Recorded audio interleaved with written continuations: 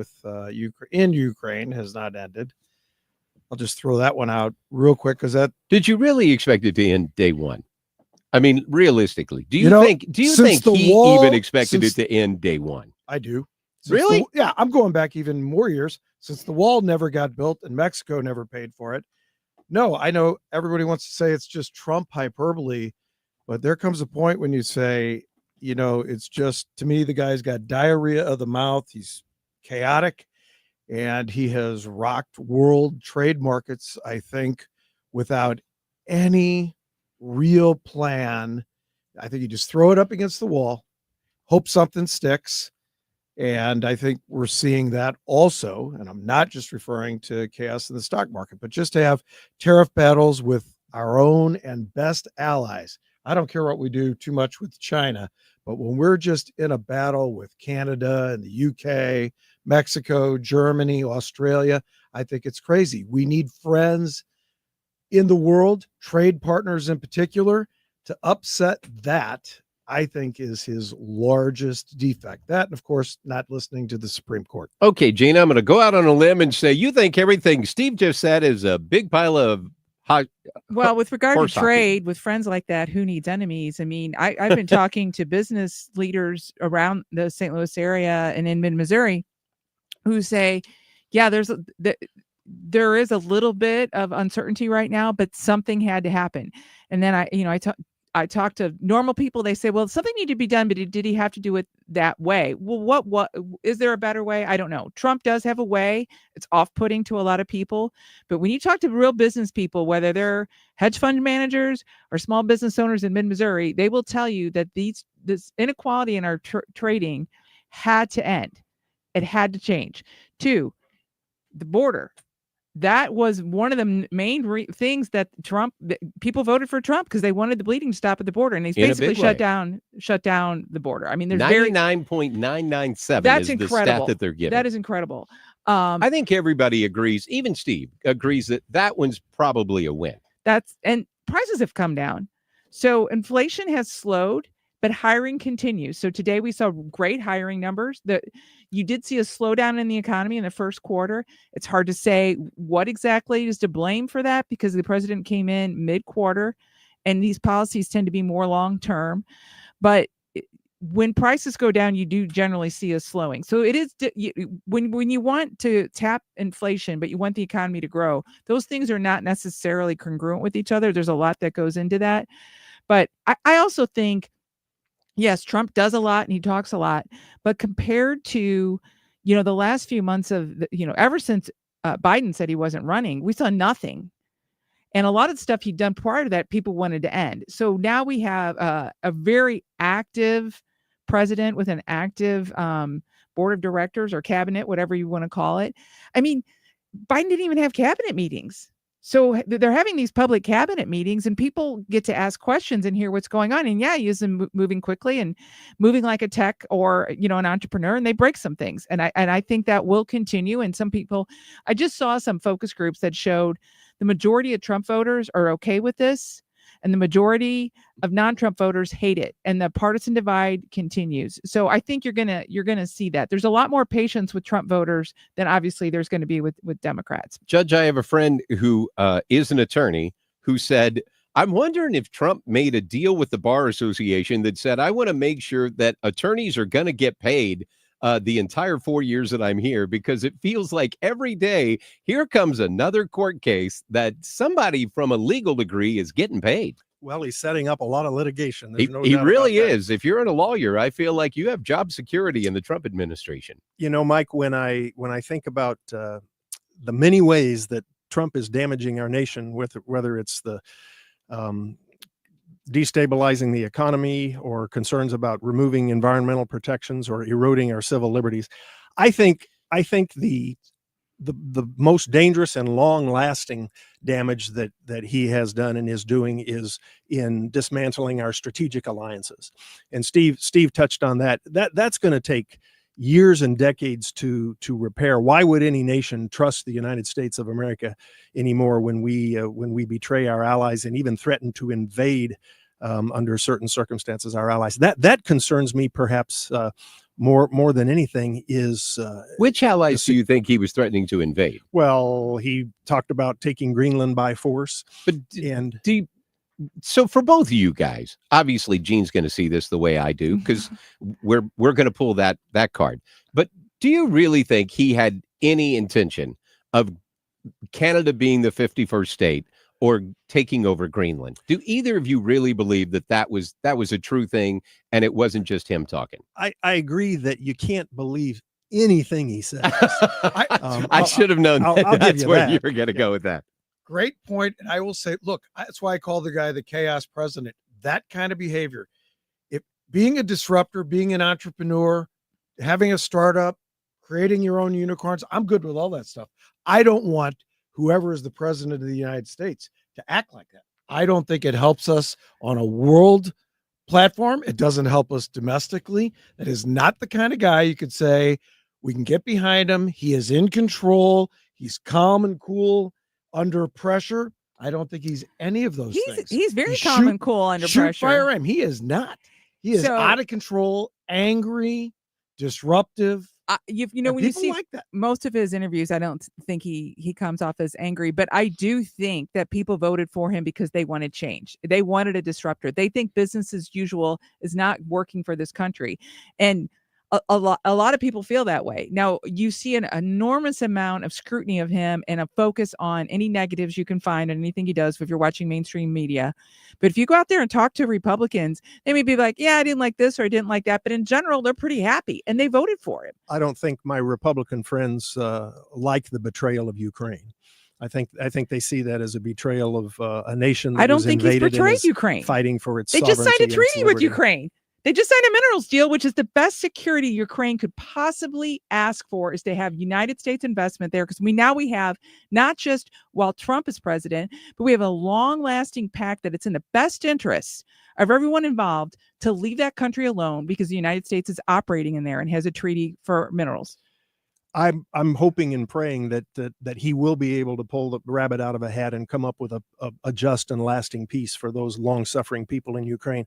But so far, he's asked for Russia to make no concessions while asking Ukraine to give up a fifth of its territory. Imagine if the United States was invaded by Mexico and they occupy a fifth of the United States and someone's trying to broker a peace and expecting us to cede those people and that land to our enemy. That's not even a rational thing to ask Ukraine to do. I think there's an awful lot that's going on behind the scenes because understanding who are the players, I think, is key here, and understanding what motivates them.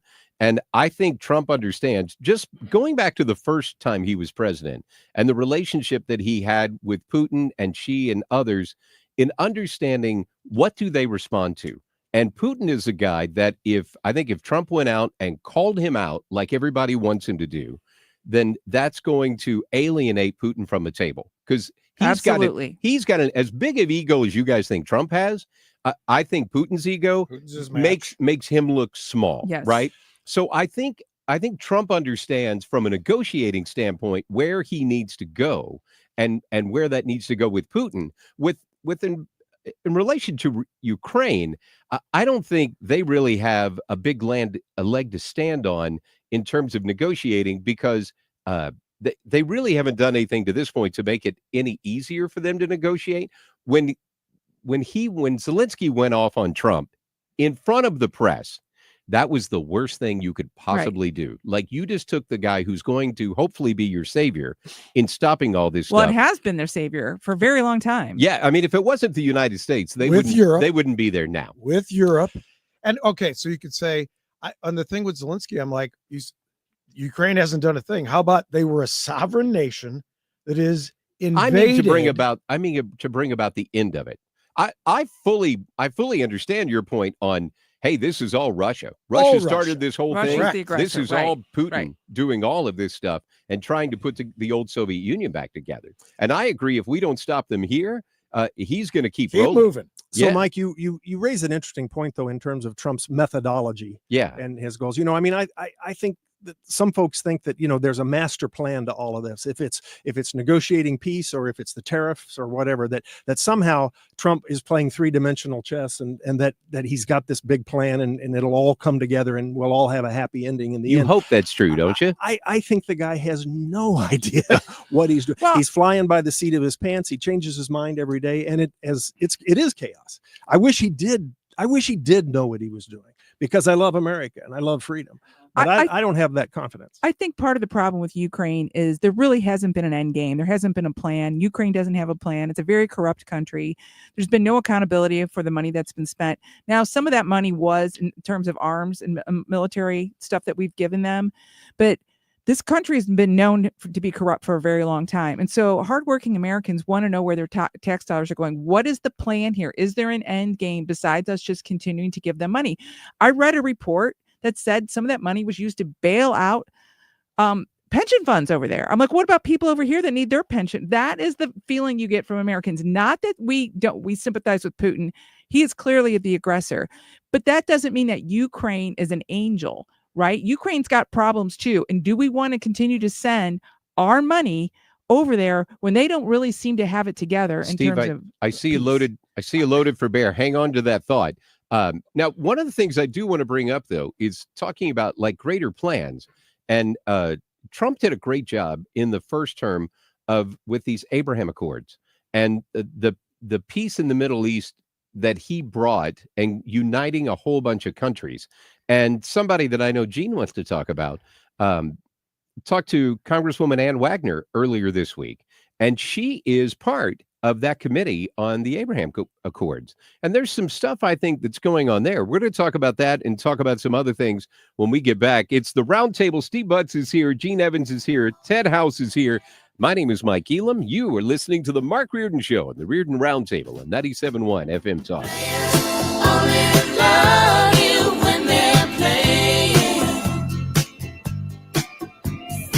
Some ideas are better than others. We're hashing it out on the Reardon Roundtable. When the rain washes you clean, you know. Traffic from the 97.1 FM Talk Traffic Center. We've got an accident reported on southbound 55 north of Bates. It's in the construction zone, though, and traffic is stacking up pretty quickly behind it. It's back past Arsenal. Also jammed westbound 44 in front of the Arch. That's just there in front of the Arch grounds, headed for the Poplar Street Bridge. We already have volume westbound on the Poplar Street Bridge as drivers head in for all the activities going on in downtown St. Louis tonight. And we've got southbound Route 3 jammed at Monsanto Avenue. That is due to a slow-moving train. They go back and forth. It drives you nuts. Westbound 6440, that's a slow go. Kings Highway out through McCausland. Out west, some moderate volume as well, mainly Highway N out through 70.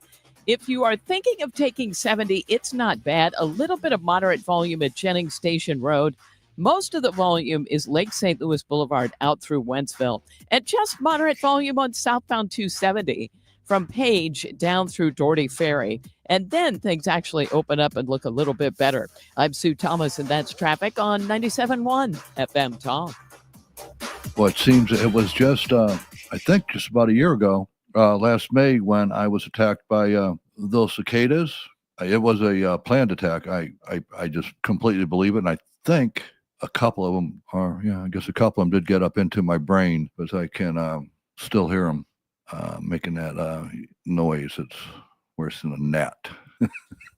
No, again, air conditioning. Mother's Day is coming up. So how about if you're in need of an air conditioner and you want to keep your better half nice and cool and everybody's tempers down in the heat and live in a comfortable environment without cicadas in your head like mine, call me, Bart Inman. One easy number, Missouri and Illinois, 314-293-2600. Or on the internet, bartinman.com.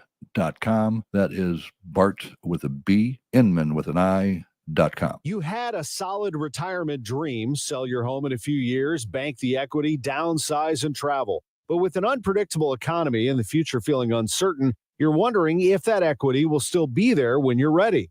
What if you could bank that equity right now? With Truehold, you can sell your home for its current value so you can access your equity today. You can bank the cash now and stay in the home you love with an easy standard lease. Truehold even covers property taxes, insurance, and repairs. And since Truehold hands over your equity in cash now, it's yours to do whatever you like. Don't let a shifting economy put your hard-earned equity at risk. Visit Truehold.com and receive their competitive offer on your home in just 48 hours, based on its best current value, not what's coming. Call 1-855-300-9993 or visit Truehold.com. The smarter, faster way to cash out on your home's value without moving. That's Truehold.com. Spring into a new home with amazing savings at TR Hughes. Hi, I'm Jason Hughes with TR Hughes Homes, and we are currently offering half off up to $40,000 in options and up to $5,000 in closing costs on brand new to-be-built homes at select TR Hughes communities. That's right, half up to $40,000 in options and up to $5,000 in closing costs. Visit trhughes.com for details. The choice of a home builder is an important decision and should not be based solely on advertising. However, you really should visit trhughes.com. Who has the most 5-star reviews in St. Louis? Is J.D. Powers Award winner 5 years in a row and has the nation's best warranty coverage. Renewal by Andersen, that's who. Take advantage of our great May sale. $279 off every window and $729 off every entry door or patio door with 0 payments and 0 interest for 18 months. Check it out at rbastl.com or call 314-332-1924. Renewal by Andersen, a better way to a better window. It's time for a $98 AC tune-up. 3:26 is the time. This time check sponsored by Jerry Kelly Heating and Air. 97.1 FM Talk.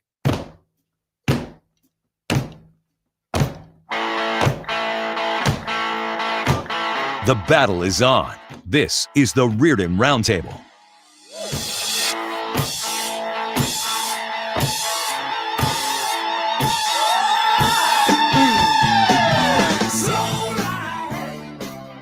It's the Mark Reardon Show, and I'm going to go out on a limb and say Sue didn't do the music for today. That is 100% accurate. I didn't figure you as a fog hat kind of girl, but it did kind of figure in that 70s. So my fellow council member, Matt Swanson, told me yesterday. Now, mind you, he is younger than most of us in this room, Ethan being the exception here. He took exception to the fact, and I will let you guys weigh in on this if you want.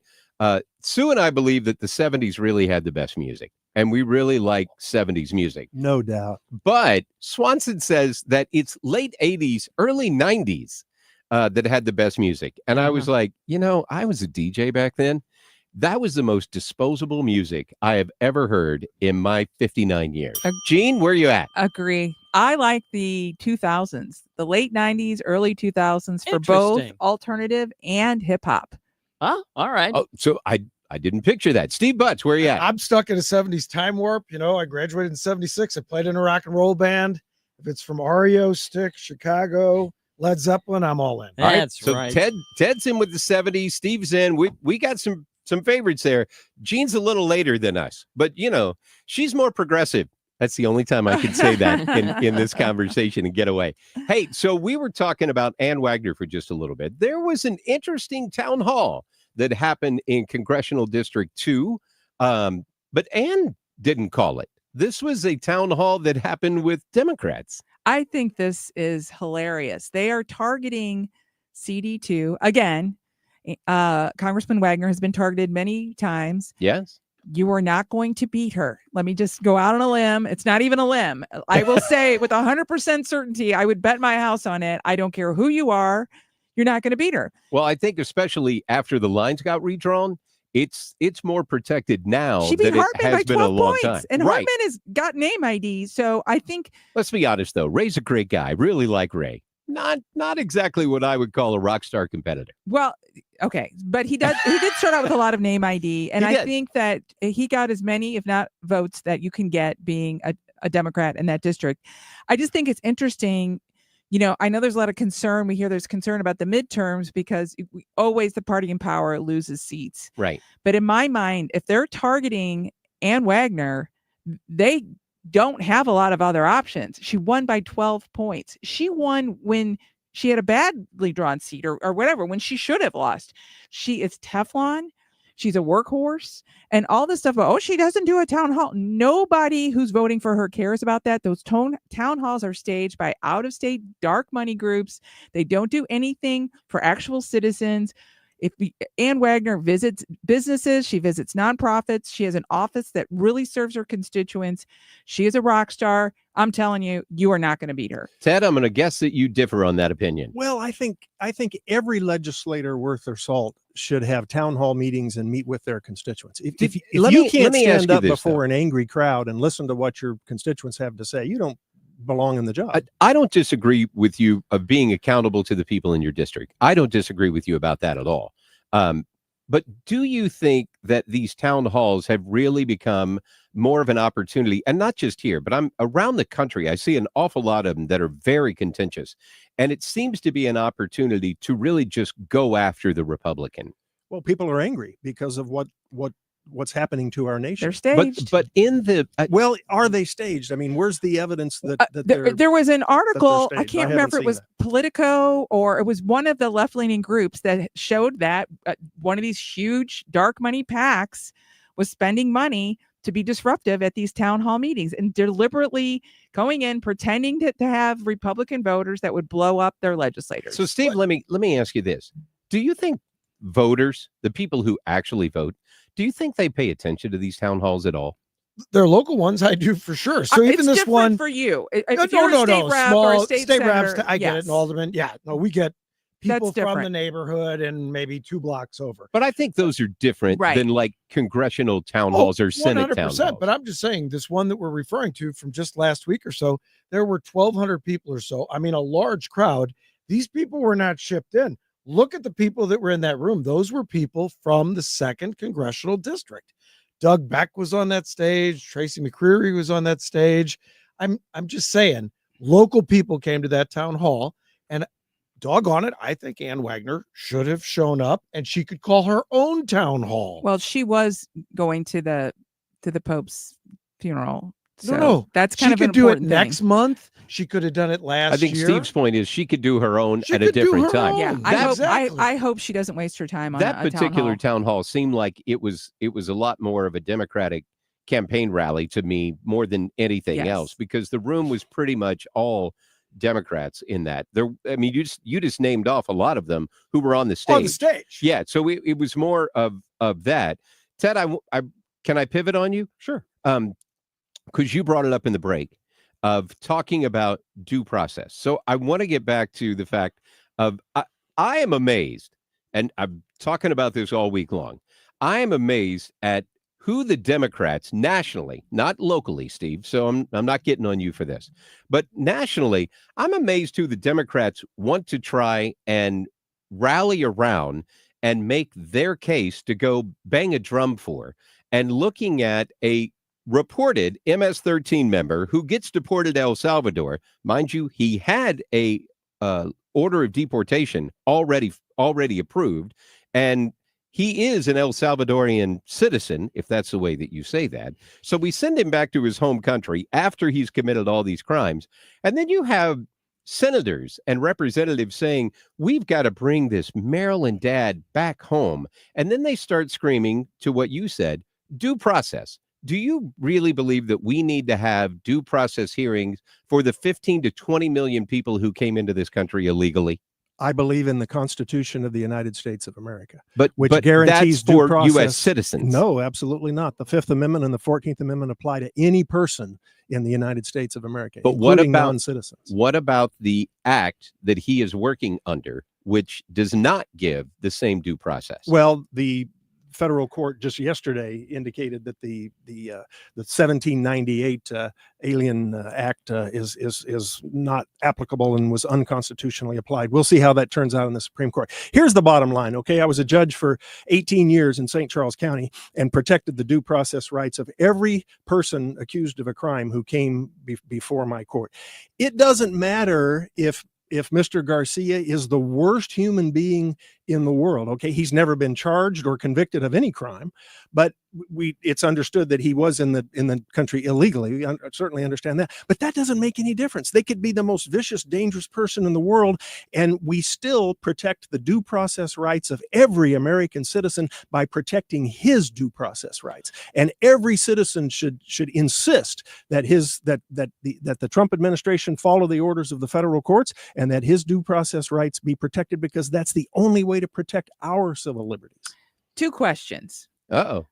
One, coming back to what you said, if he already had an order of deportation, hasn't he already had due process? His order of deportation said he was not to be returned to El Salvador, but and he the Trump was supposed to be administration deported. violated that. So they should bring him back so they can deport him to a different country. Yes, Is that what he should be brought back and then apply due process of law. And if he's here illegally, which he apparently is, then he should be deported. So but here's do it my the right way. Hang on. So here's my next question, because if we don't know, at least 10 million illegal aliens, and now they believe close to 1 million of them have been convicted of serious crimes. How long would it take the courts to give due process to 10 million illegal immigrants, or even just the 900,000 who they believe have criminal history? Every person subject to the jurisdiction of the United States is entitled to due process of law. It doesn't matter. The Constitution that's doesn't not the limit question. it to a number of people. That's not the question, because my question leads to this. Did the Democrats, last Democratic administration, purposely let all these people in, knowing that they could not give them due process? They did not have enough time, and purposely flood. Did that not create a crisis that needs to be addressed in one way or another? I don't know if I'm not saying we should bypass due process, but if we already have deportation orders, or we already have criminal proof of criminal activity, convictions, at least with that 900,000, do we have to have all of them go to court? And if we do, what does that do to our court system? How long would it take? It doesn't take long to deport a person who's here illegally. It's a summary process, and there's a special statute that applies to those deportations. But their rights should be protected as well. If we don't protect the due process rights of people who are here illegally, what's to keep the government from picking up any of us off the street, saying you're here illegally, saying you're a dangerous gang member, and deporting us to God knows where? It's to protect the liberties of every American. And what due process did the victims of these crimes get? Like, that's the other thing too, is we've had murders, rapes of these criminals who have been convicted and then released back in and not deported. I join Eugene in wanting every dangerous person off the streets, and the deportation of people who are here illegally, and especially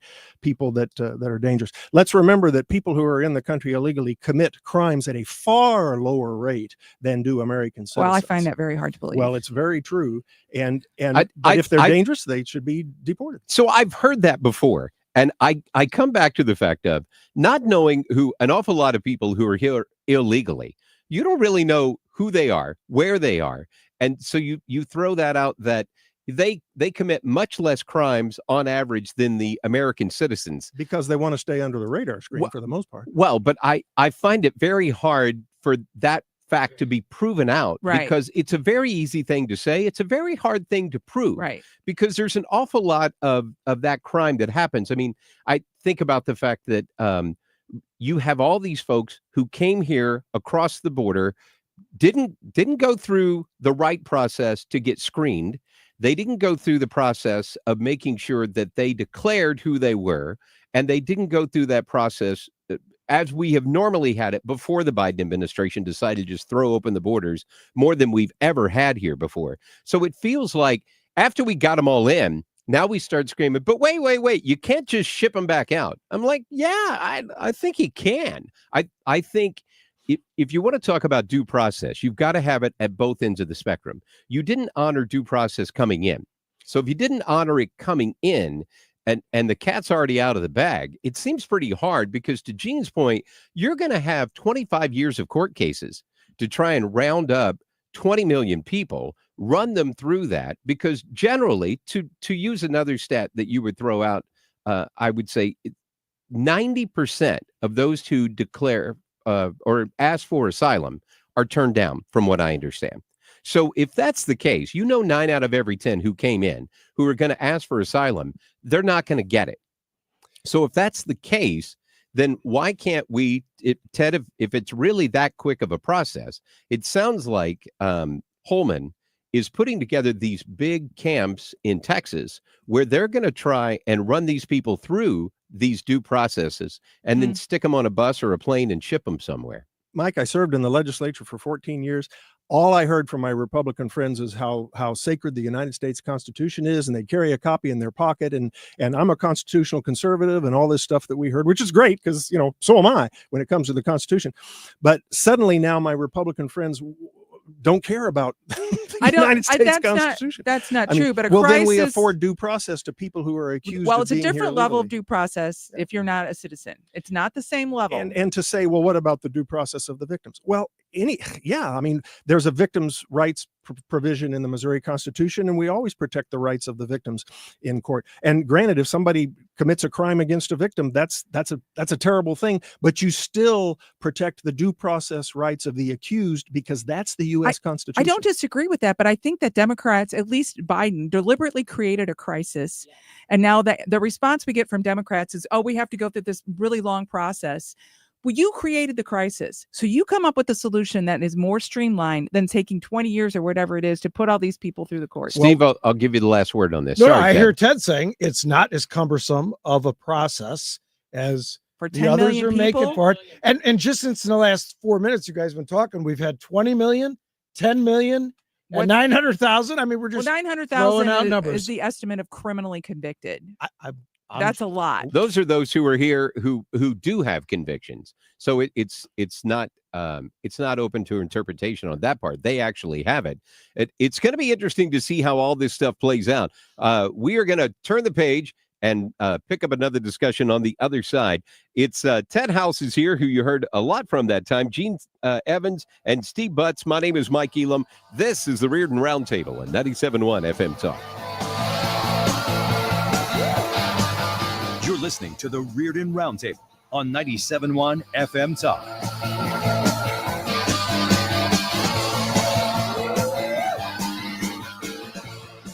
Traffic from the 97.1 FM Talk Traffic Center. We had an accident occur on southbound 55 in the construction zone before Bates. And that has created a solid jam almost back to the 44 split. Also heavy and slow in that area is westbound and eastbound traffic on the Poplar Street Bridge. It's actually westbound that's worse as people come in for the action downtown tonight. Southbound Route 3 jams really close to Monsanto Avenue. 44 westbound slowing in front of the Arch grounds. Now, if you're taking westbound 70 out of downtown, moderate volume at Jennings Station Road, a little bit at the airport, but there was an accident westbound 70 at Zumbell in the two left lanes, and that created a slow go there. Then it's slow again, Lake St. Louis Boulevard out through Wentzville. 6440, think approaching Hampton out through McCausland, a little bit of Boone's Crossing, and then from Highway N out through the 70 split. Southbound 270, moderate volume Page down through Gravois. This report is brought to you by Point with an E Pest Control. I'm Sue Thomas with traffic on 97.1 FM Talk. Point Pest Control is reminding you it's time to spray for mosquitoes. How can something that tiny interrupt your outside gatherings? Have Point Pest Control spray today so your next outside gathering is mosquito-free. 636-798-0023. Mention Annie to save an additional 10%. PointPestControl.com. Are you looking for an easy way to get a daily detox? Active Liver is the easy way to get a daily detox. To keep you healthy and feeling your best, you can find Active Liver in the vitamin aisle at your local CVS or online at Amazon or NewNordicUSA.com. I'm John Morgan of Morgan & Morgan. A question I get all the time is, how did we become the largest injury firm in the world? We have over 1,000 lawyers in all 50 states and close to 6,000 coworkers. Our call center is on duty 24/7. You can reach us at any time at forthepeople.com. But the real reason is we won a lot. When you visit our website, go to our verdicts and settlements. There you will see what our clients were offered and what they were awarded at trial. All those verdicts help us resolve many cases fairly and early. You see, nothing beats reputation. The insurance industry knows who we are. We even have insurance adjusters call us for representation because they know too. We've made it easy. On your mobile device or computer, go to forthepeople.com and we will get busy. It's that easy. Call today. Morgan & Morgan, for the people. Injured? Dial pound law or visit forthepeople.com for an office near you. Our daughter Jessie loves playing detective. A clue. But since we discovered she has sensitive skin, we've been playing detective too. We thought the problem was our puppy. But it was actually our old detergent. Aha. So we switched to Tide Free and Gentle. Tide Free and Gentle provides an excellent Tide clean, and it doesn't leave behind irritating residues like dyes or perfumes. So it's gentle on your skin. Case closed. If it's got to be clean, it's got to be Tide Free and Gentle. Sometimes I struggle to get to sleep. My body stopped for the day, but my mind is still running. So I take ZQuil. ZQuil, the world's #1 sleep aid brand, has a range of non-habit-forming products to fit you and your family's needs. Invest in a great night's sleep for the best you tomorrow. I'm awake and ready to take on anything. Better days start with ZQuil nights. Explore our products at ZQuil.com. Use as directed. Keep out of reach. The Zoo football is here to stay. After an undefeated home season and a second straight 10-win year, the Tigers are looking for more in 2025. Eli and the boys have done it again. With a top 10 transfer portal class and a strong home schedule highlighted by Kansas, Alabama, South Carolina, and Texas A&M, you don't want to miss out. Get your spot in line by joining the season ticket waitlist at mutigers.com/FB waitlist. MIZ. If you're considering an annuity as part of your retirement plan, we need to talk. Hi, I'm Bob Stockdale, Senior Vice President Investments with the ClearPath Wealth Management Group at Stifel and host of On the Money Saturday mornings at 11 on 97.1 FM Talk. Annuities can be a useful tool for some retirement investors, but not all annuities are created equal. Every week, we meet clients who own complex annuities that don't suit their needs and, in some cases, actively undermine their retirement plan. Before you purchase an annuity, get a second opinion from the ClearPath Wealth Management Group at Stifel. Requesting a consultation is free of charge. To request a free consultation, contact us at clearpathinvesting.com. That's clearpathinvesting.com, or call us at 636-695-2650. That's clearpathinvesting.com or 636-695-2650. Stifel Nicholas and Company Incorporated, member NYSE and SIPC. Rain can be a big headache if you have a leaky basement. Mark Cox here for Home Shield Foundation Repairs. This is a local family-owned company. Matt Hayes will come to your house and let the basement speak for itself, and he promises to match the solution to the issues and not upsell you on stuff that's not needed. They can do waterproofing, they can do crack repair, sump pump replacement, and even fix bowing and leaning walls with a lifetime warranty. Go to their website today. It's homeshieldfoundationrepairs.com. The Mark Cox Morning Show.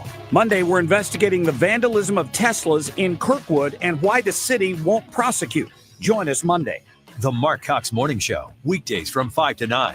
Right here on 97.1 FM Talk.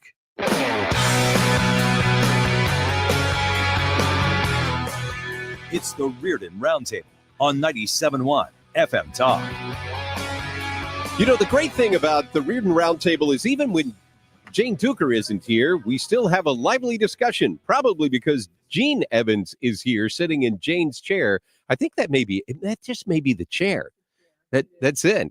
It works better with a microphone. That's awesome. Ted House is joining us along with Steve Butts.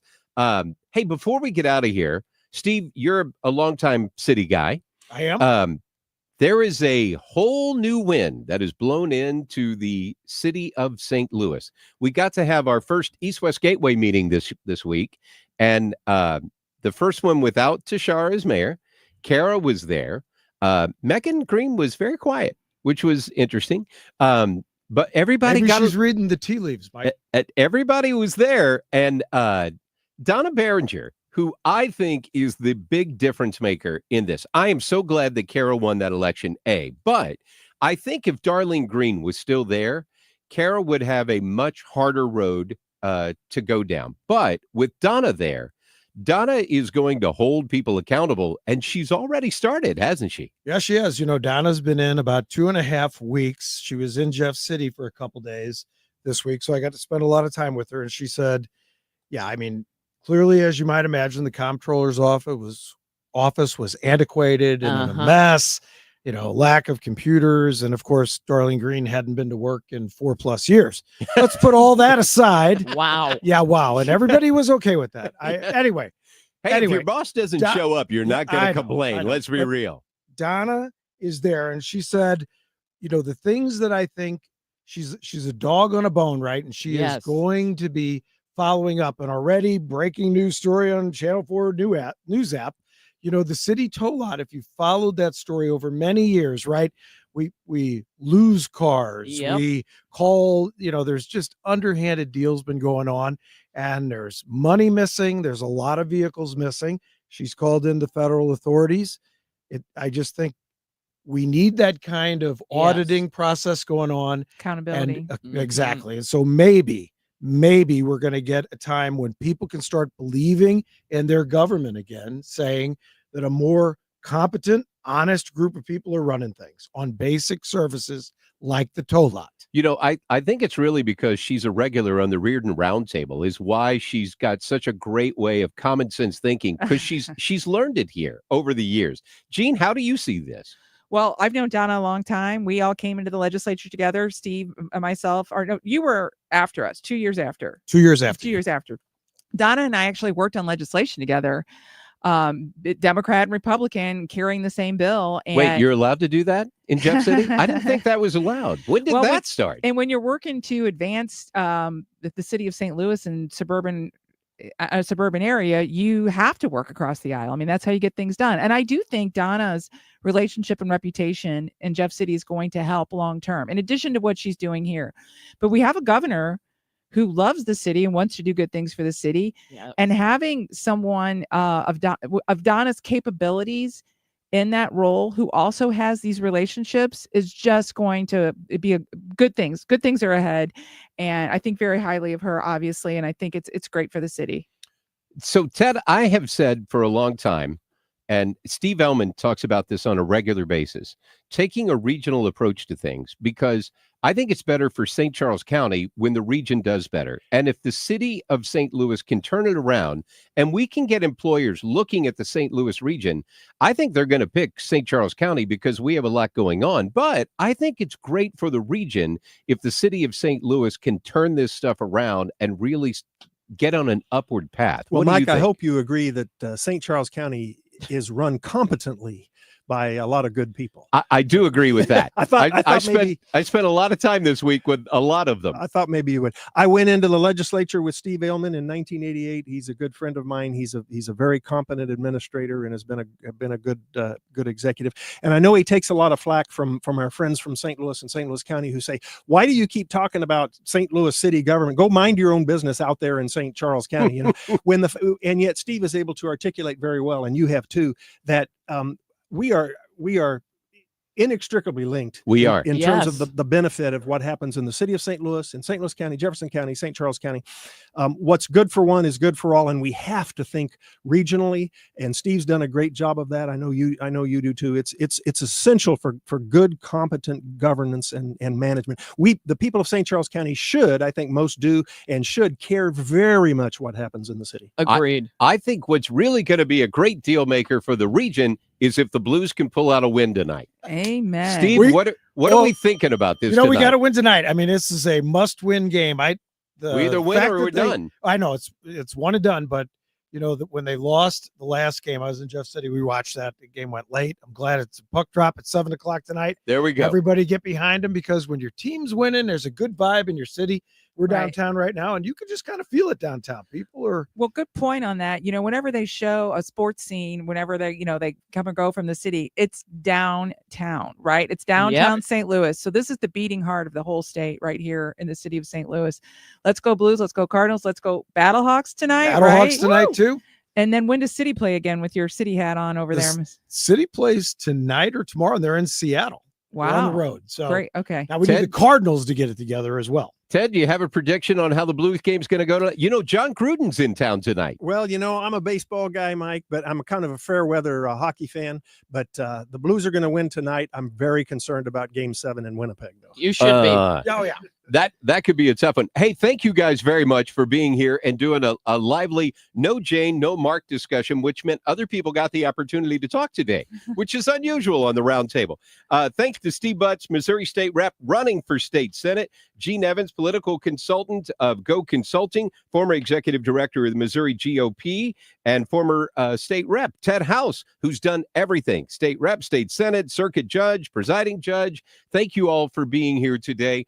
We are going to turn the page at the top of the hour, and Sue's News is coming up on the other side. It's Friday, the Mark Reardon Show. Mike Elam sitting in the big chair today on 97.1 FM Talk.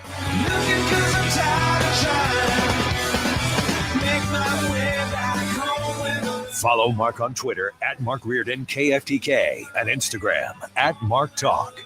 This is the Mark Reardon Show.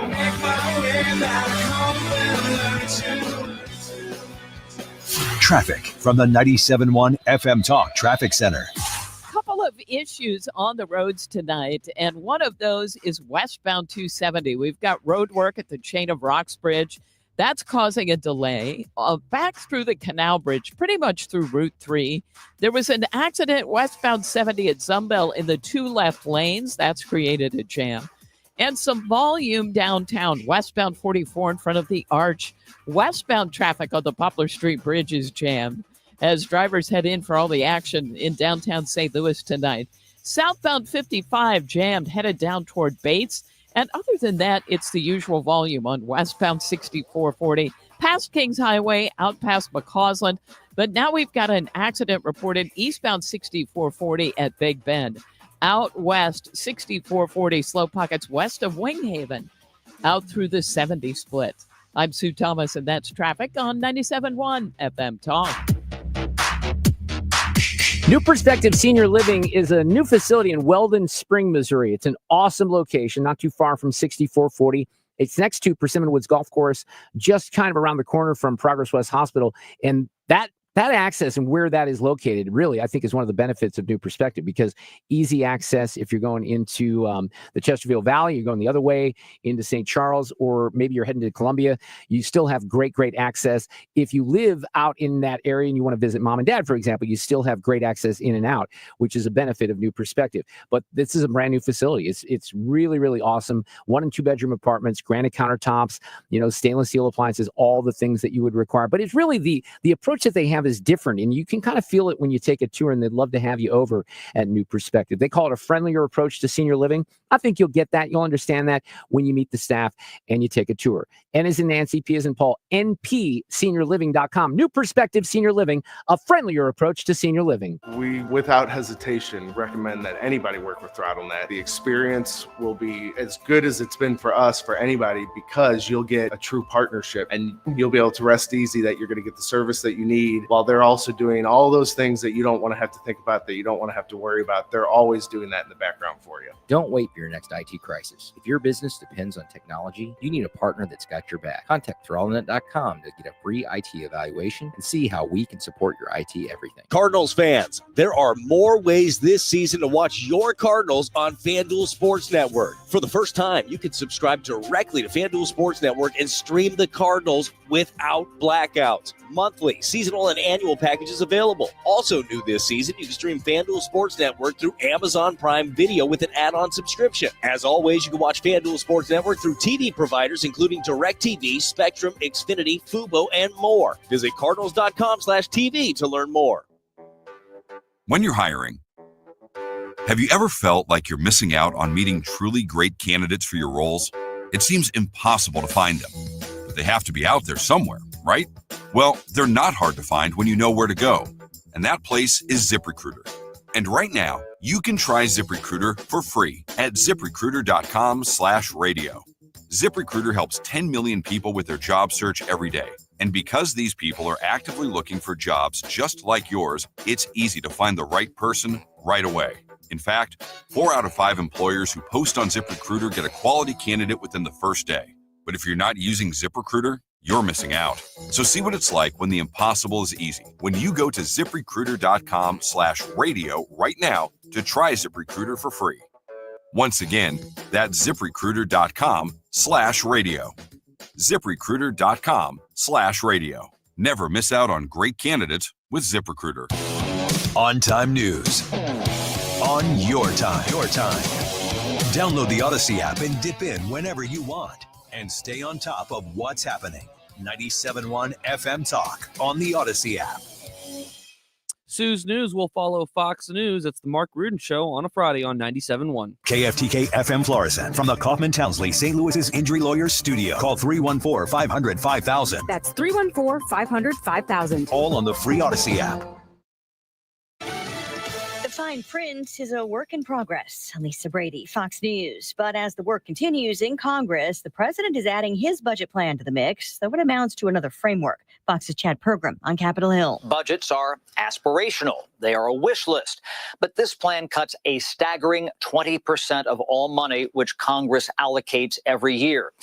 Budget Director Russ Vought believes Republicans are willing to rein in spending. We haven't seen this enthusiasm both from Congress, Republicans, and the executive branch, honestly, since the 1980s. So will it be easy? No, I don't think it will, but we're making a ton of progress. And I think for the first time, this budget is not dead on arrival. But defense hawks ripped the plan.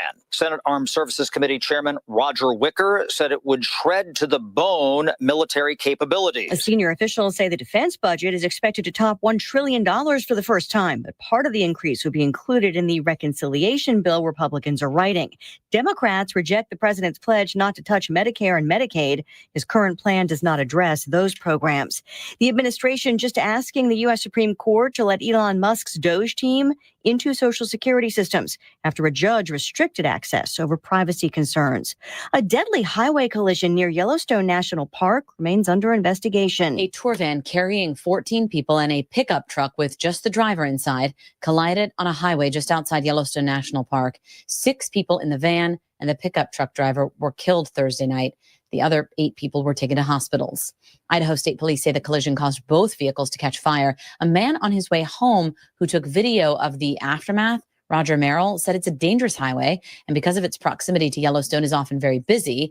But he also said it's remote. So it took first responders what he called an unnervingly long time to reach the crash site. Fox's Jessica Rosenthal. America is listening to Fox News.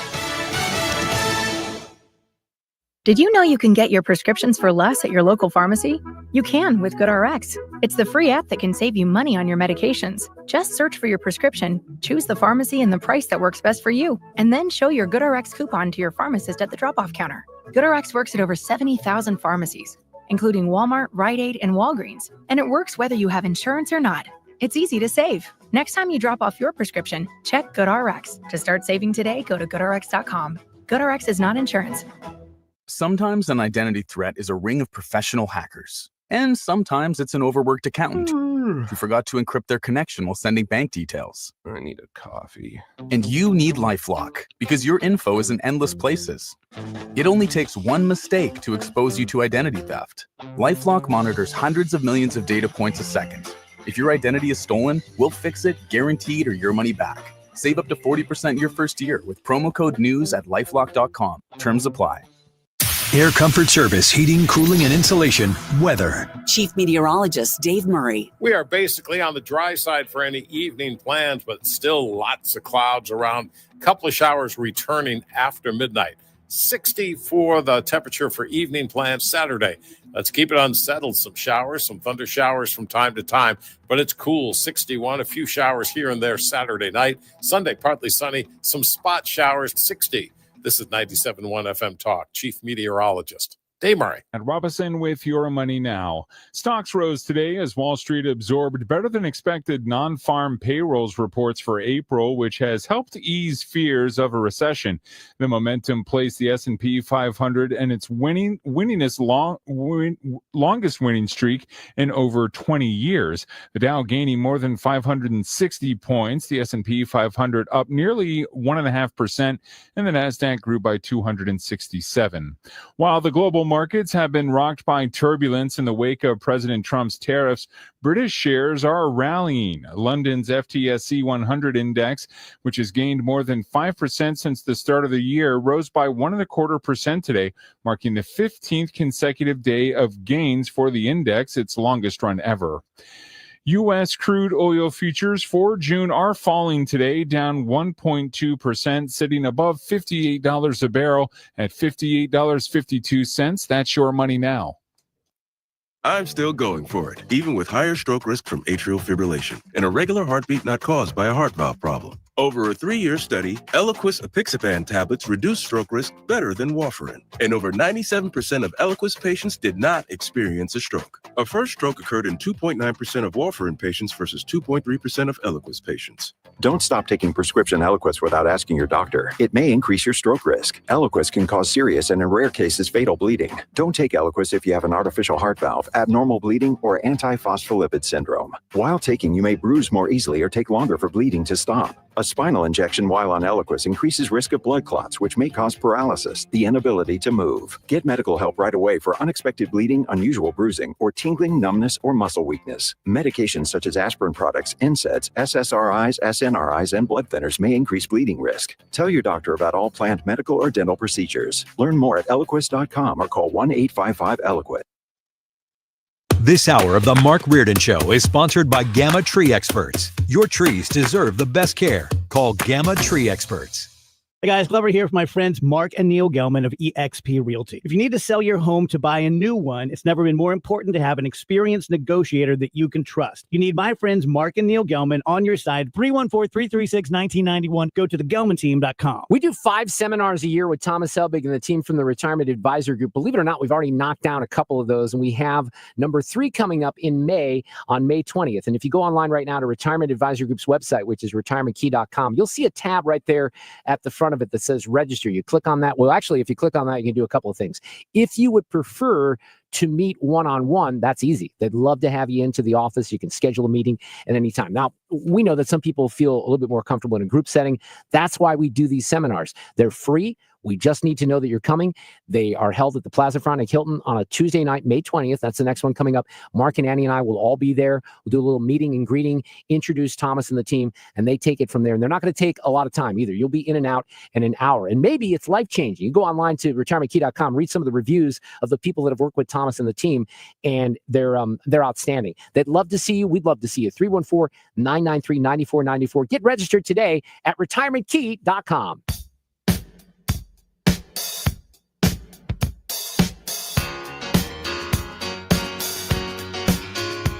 The Mark Reardon Show on 97.1 FM Talk.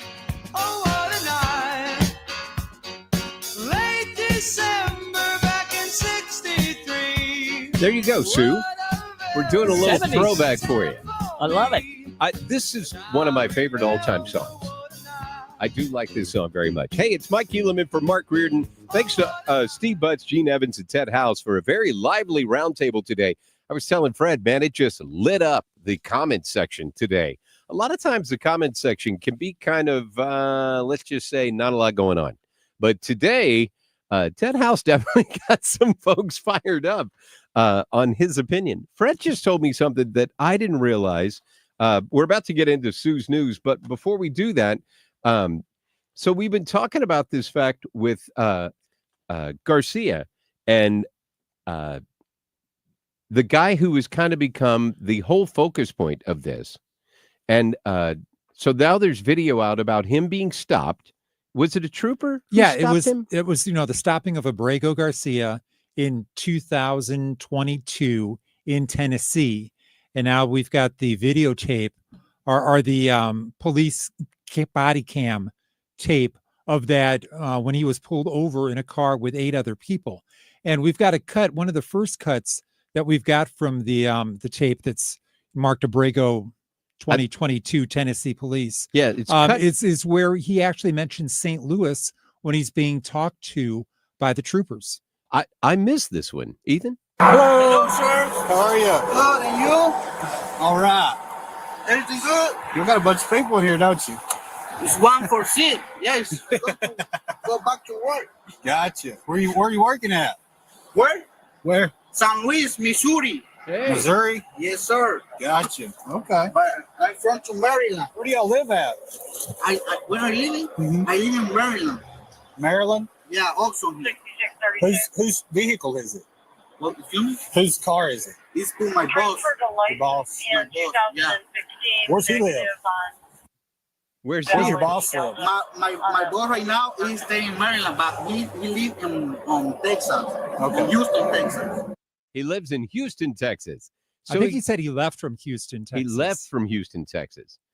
My broken Spanish is hard. I'm not good at that. How about that? I'm better with the Tennessee language. I get that. Growing up in Arkansas, the Tennessee makes sense to me. I had never heard that part of where do you work? St. Louis, Missouri. Yeah. And then the second cut that we've got of him is when the troopers to themselves after they let him go or while they were trying to figure out what to do, they were talking about they think he is really trafficking people. You know what you got here, right?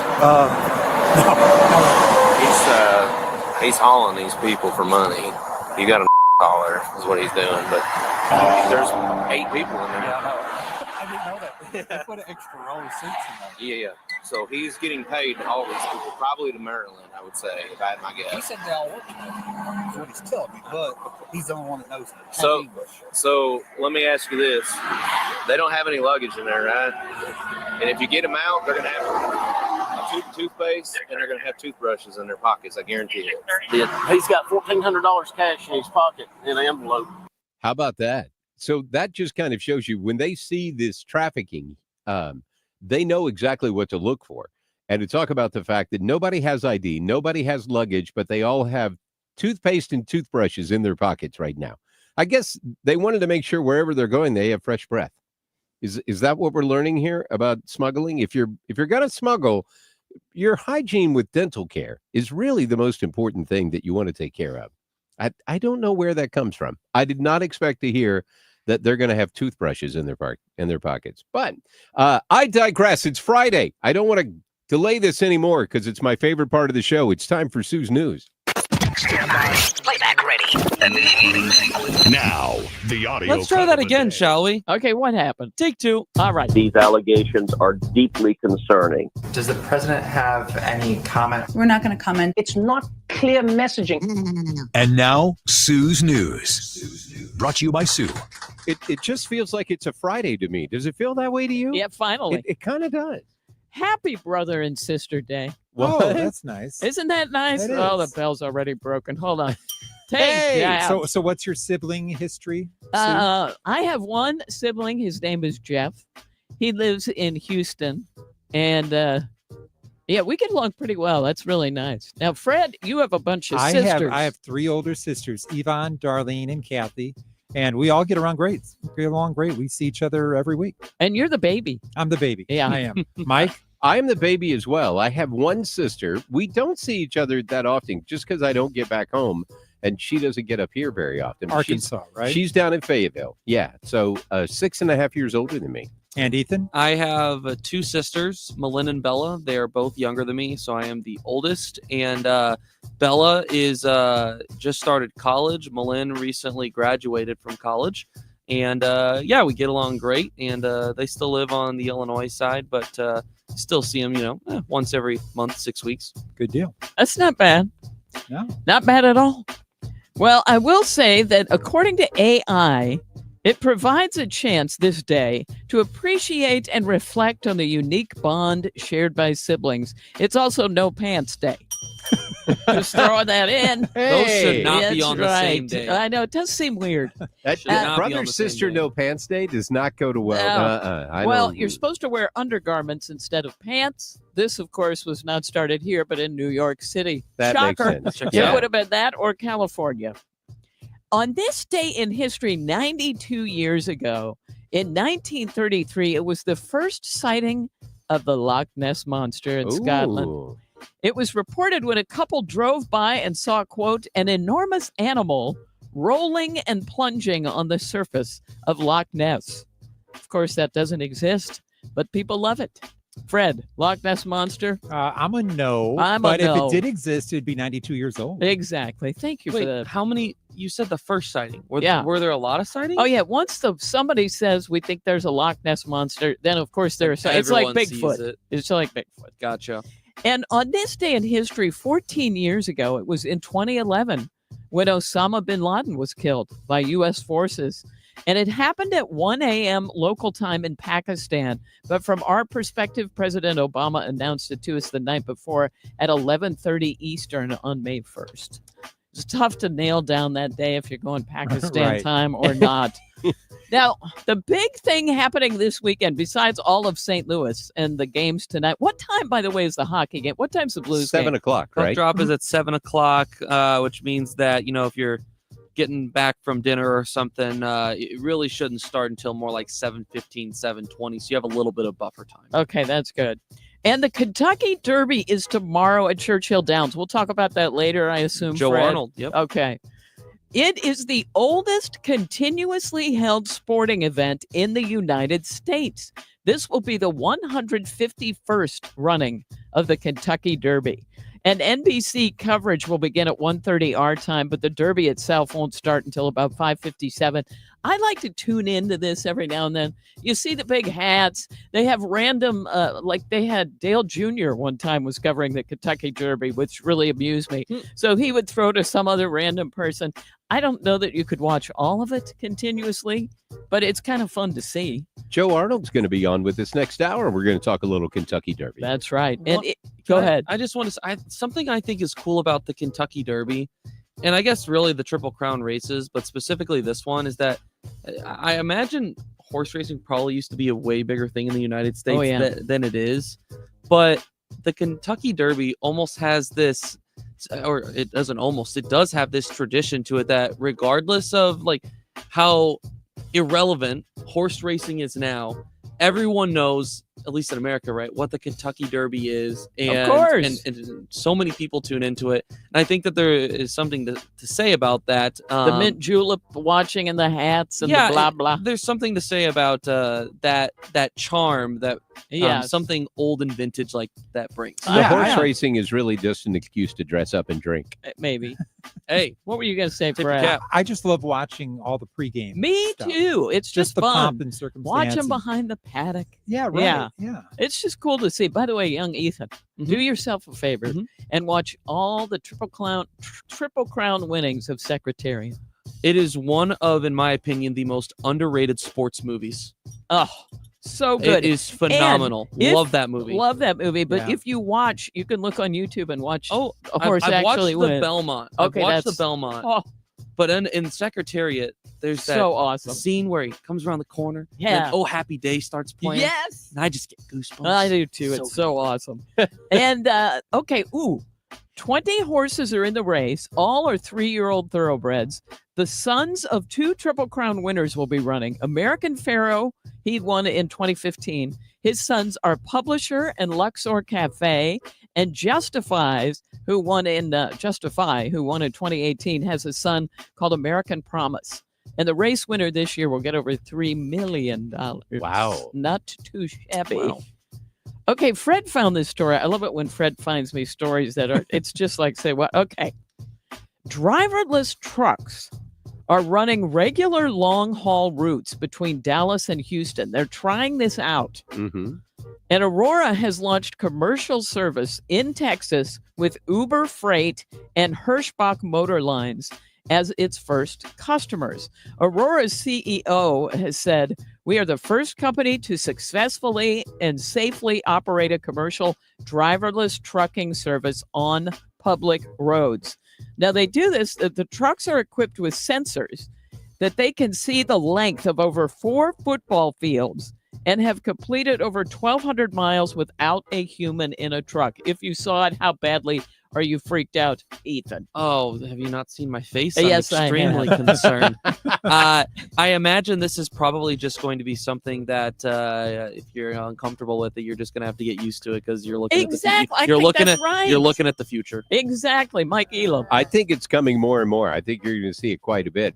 We started doing this thing years ago of the Gateway Greenlight program out in St. Charles, laying fiber to every traffic signal in the county. But part of that is to help driverless vehicles Oh, because you that's need to cool. have infrastructure for the vehicles to be able to interact with. Yeah, that makes sense. You're going to see a lot of that. Fred, you want, Oh no, I think it would freak me out. But I'm trying to think. You might not notice it as easily when you're that's on the just it. highway. I wouldn't know because that the you would cabs see are it. up so high. Yeah. Now, if it was on the street and they pulled up to me at a stoplight and there was no one in the car or the truck, that would kind of like be really weird. The last thing I will say about it is if I am to get in a wreck with anyone, I would rather it be a driverless truck. Uh-huh. I understand. Cha-ching.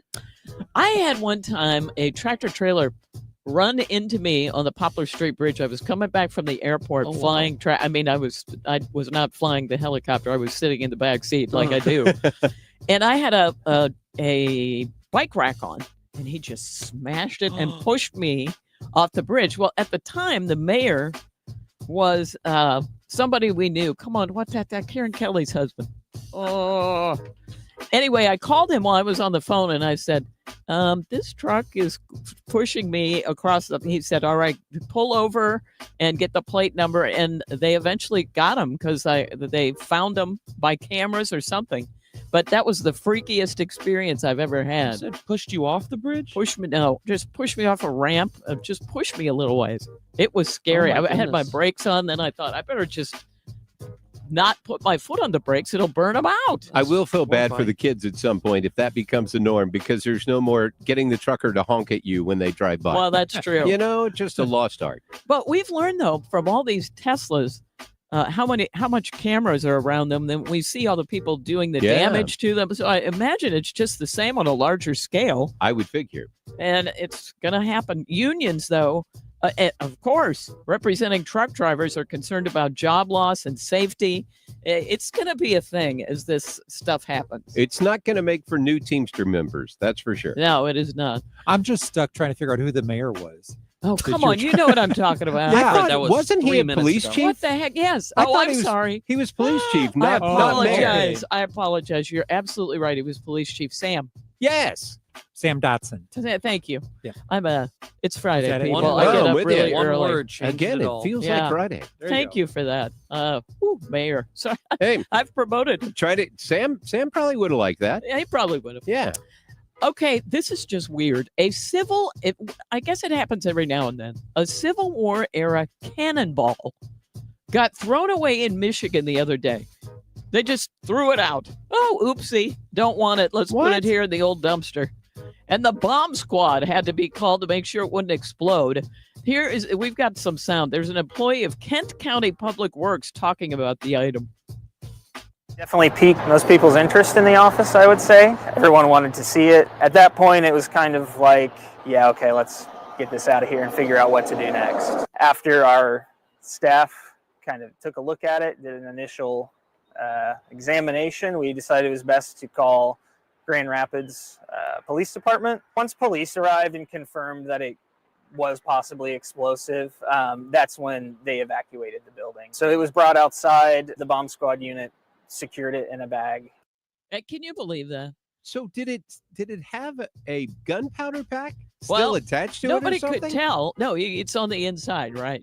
Oh, so the gunpowder was on the inside of the cannonball. I don't believe gunpowder.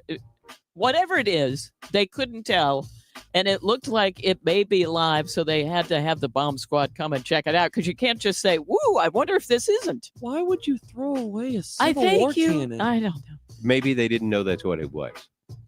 I- Or they just hate war. There's some people. I'm just kidding. Oh, they just wanted it out. Yeah. They were probably I'd be afraid sitting of in it. my front yard. Don't tread on me. Right? That would be on eBay. I'm getting paid. Oh, boy. In education this week, a study found that kids learn to read and write better if they do it the old-fashioned way. Handwriting is better than using a keyboard. And I thought, well, that's interesting. I think the action of that, because when you're doing a keyboard, especially as a kid, you're thinking about what letters you're hitting rather than what you're writing. Yeah, and I don't think any teacher would make you type out on a keyboard 100 times. I will not talk in class. Exactly. I have often heard that if you want to remember something and stick it into your head better, write it down. handwriting it out actually makes Yeah. it real. I I've thought heard that that as well. was interesting. Too bad kids can't handwrite. Which is Well, that's another, true. which is another thing they to think not? about during COVID when you were shut down. Everybody's typing. The whole thing just gets worse. I thought The cursive was kind of dying. Cursive is, but do kids? I mean, is that not? Is none of that taught now in I schools? don't know. I don't know if they learn cursive. I don't think they do cursive anymore, but I think they do, They still do like regular letters. Okay. I got to tell you though, I never write anything anymore. And my penmanship, I was writing something the other day. I'm like, oh my God. I mean, my penmanship was never good, but now I could be a doctor. Chicken scratch. You could. It was that bad. And in beach season news, should we start putting LEDs on bathing suits?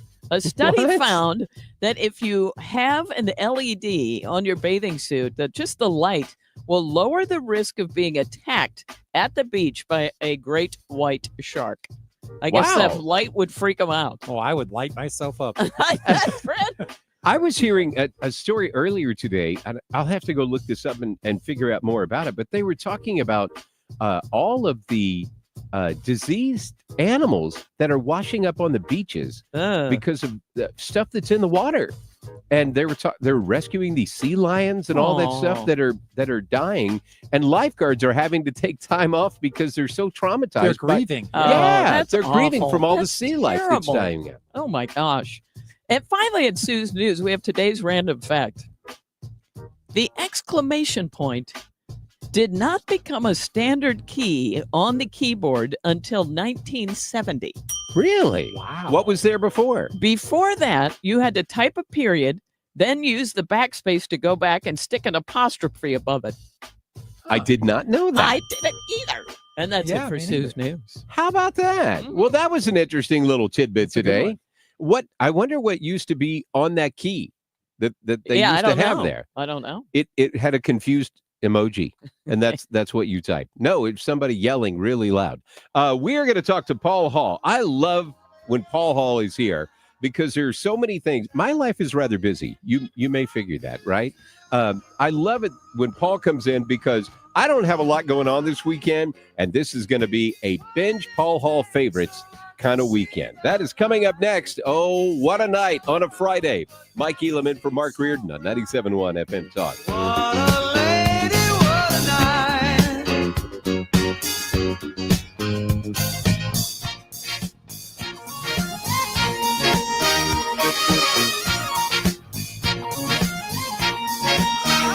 You're listening to The Mark Reardon Show on 97.1 FM Talk.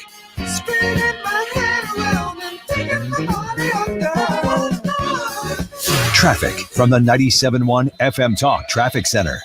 We've got a few issues out there on the roads. First of all, there is an accident westbound 364 before you get to 141. It's pretty close to Amiot. It's just past there.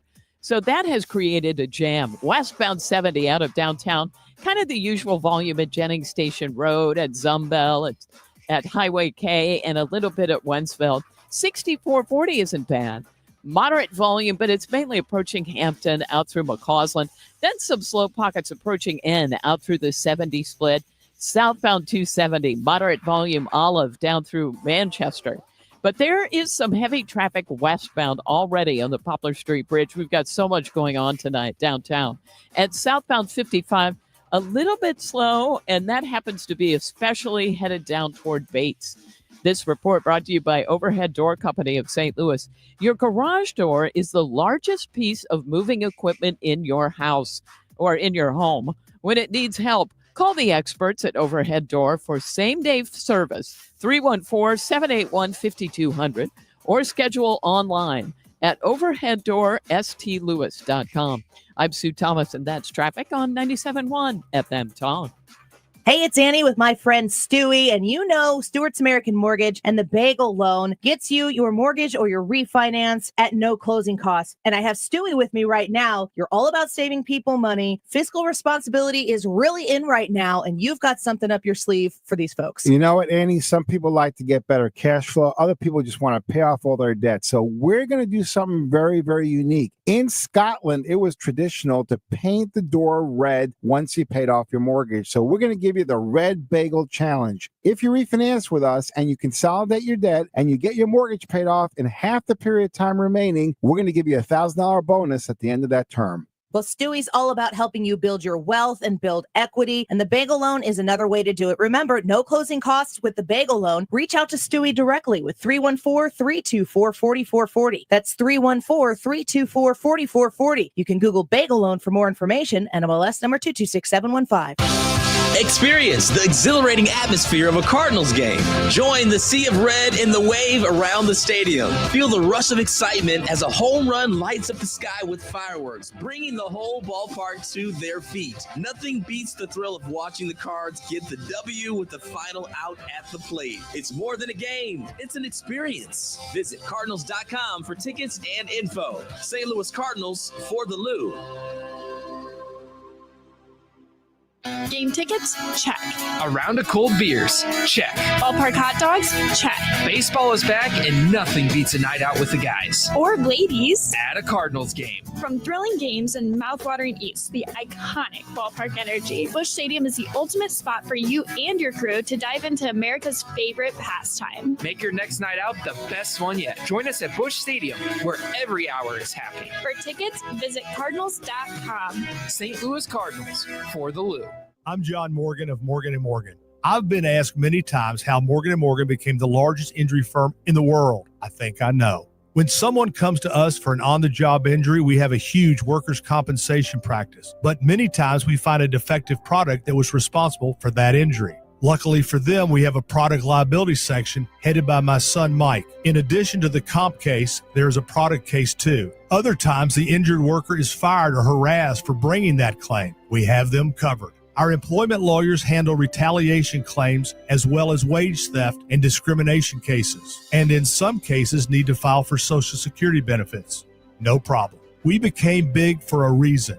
30% of our new cases come as referrals from former clients. Hiring us is easy. Go to forthepeople.com on your mobile device or computer, or call Pound Law on your cell, pound 529. Morgan & Morgan. Injured? Dial Pound Law or visit forthepeople.com for an office near you. Rhino Shield is engineered to outlast paint by a lot, backed with our 25-year transferable warranty. Paint a house, shield a home. We do brick, block, stucco, asbestos, steel, aluminum, cedar, and more. We are the only coating company selected by Disney, This Old House, and 3 times on HGTV's Curb Appeal, where all 3 episodes concentrate on unpainted brick. If you maintain or own a business with a tired-looking building, you owe it to yourself to look at Rhino Shield and our beautifully durable color schemes. Evaluations are free. We're making buildings pop and be noticed again, from Champaign to the Lake of the Ozarks, exceeding expectations every day with our products, people, and performance. Now is the time to call 877-25-RHINO, 877-25-RHINO, or go to 877-25rhino.com and see how honest and transparent we really are. Tell them, ladies. Don't paint,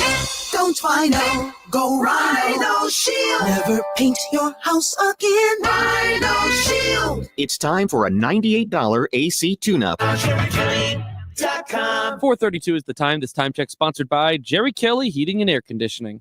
97.1 FM Talk.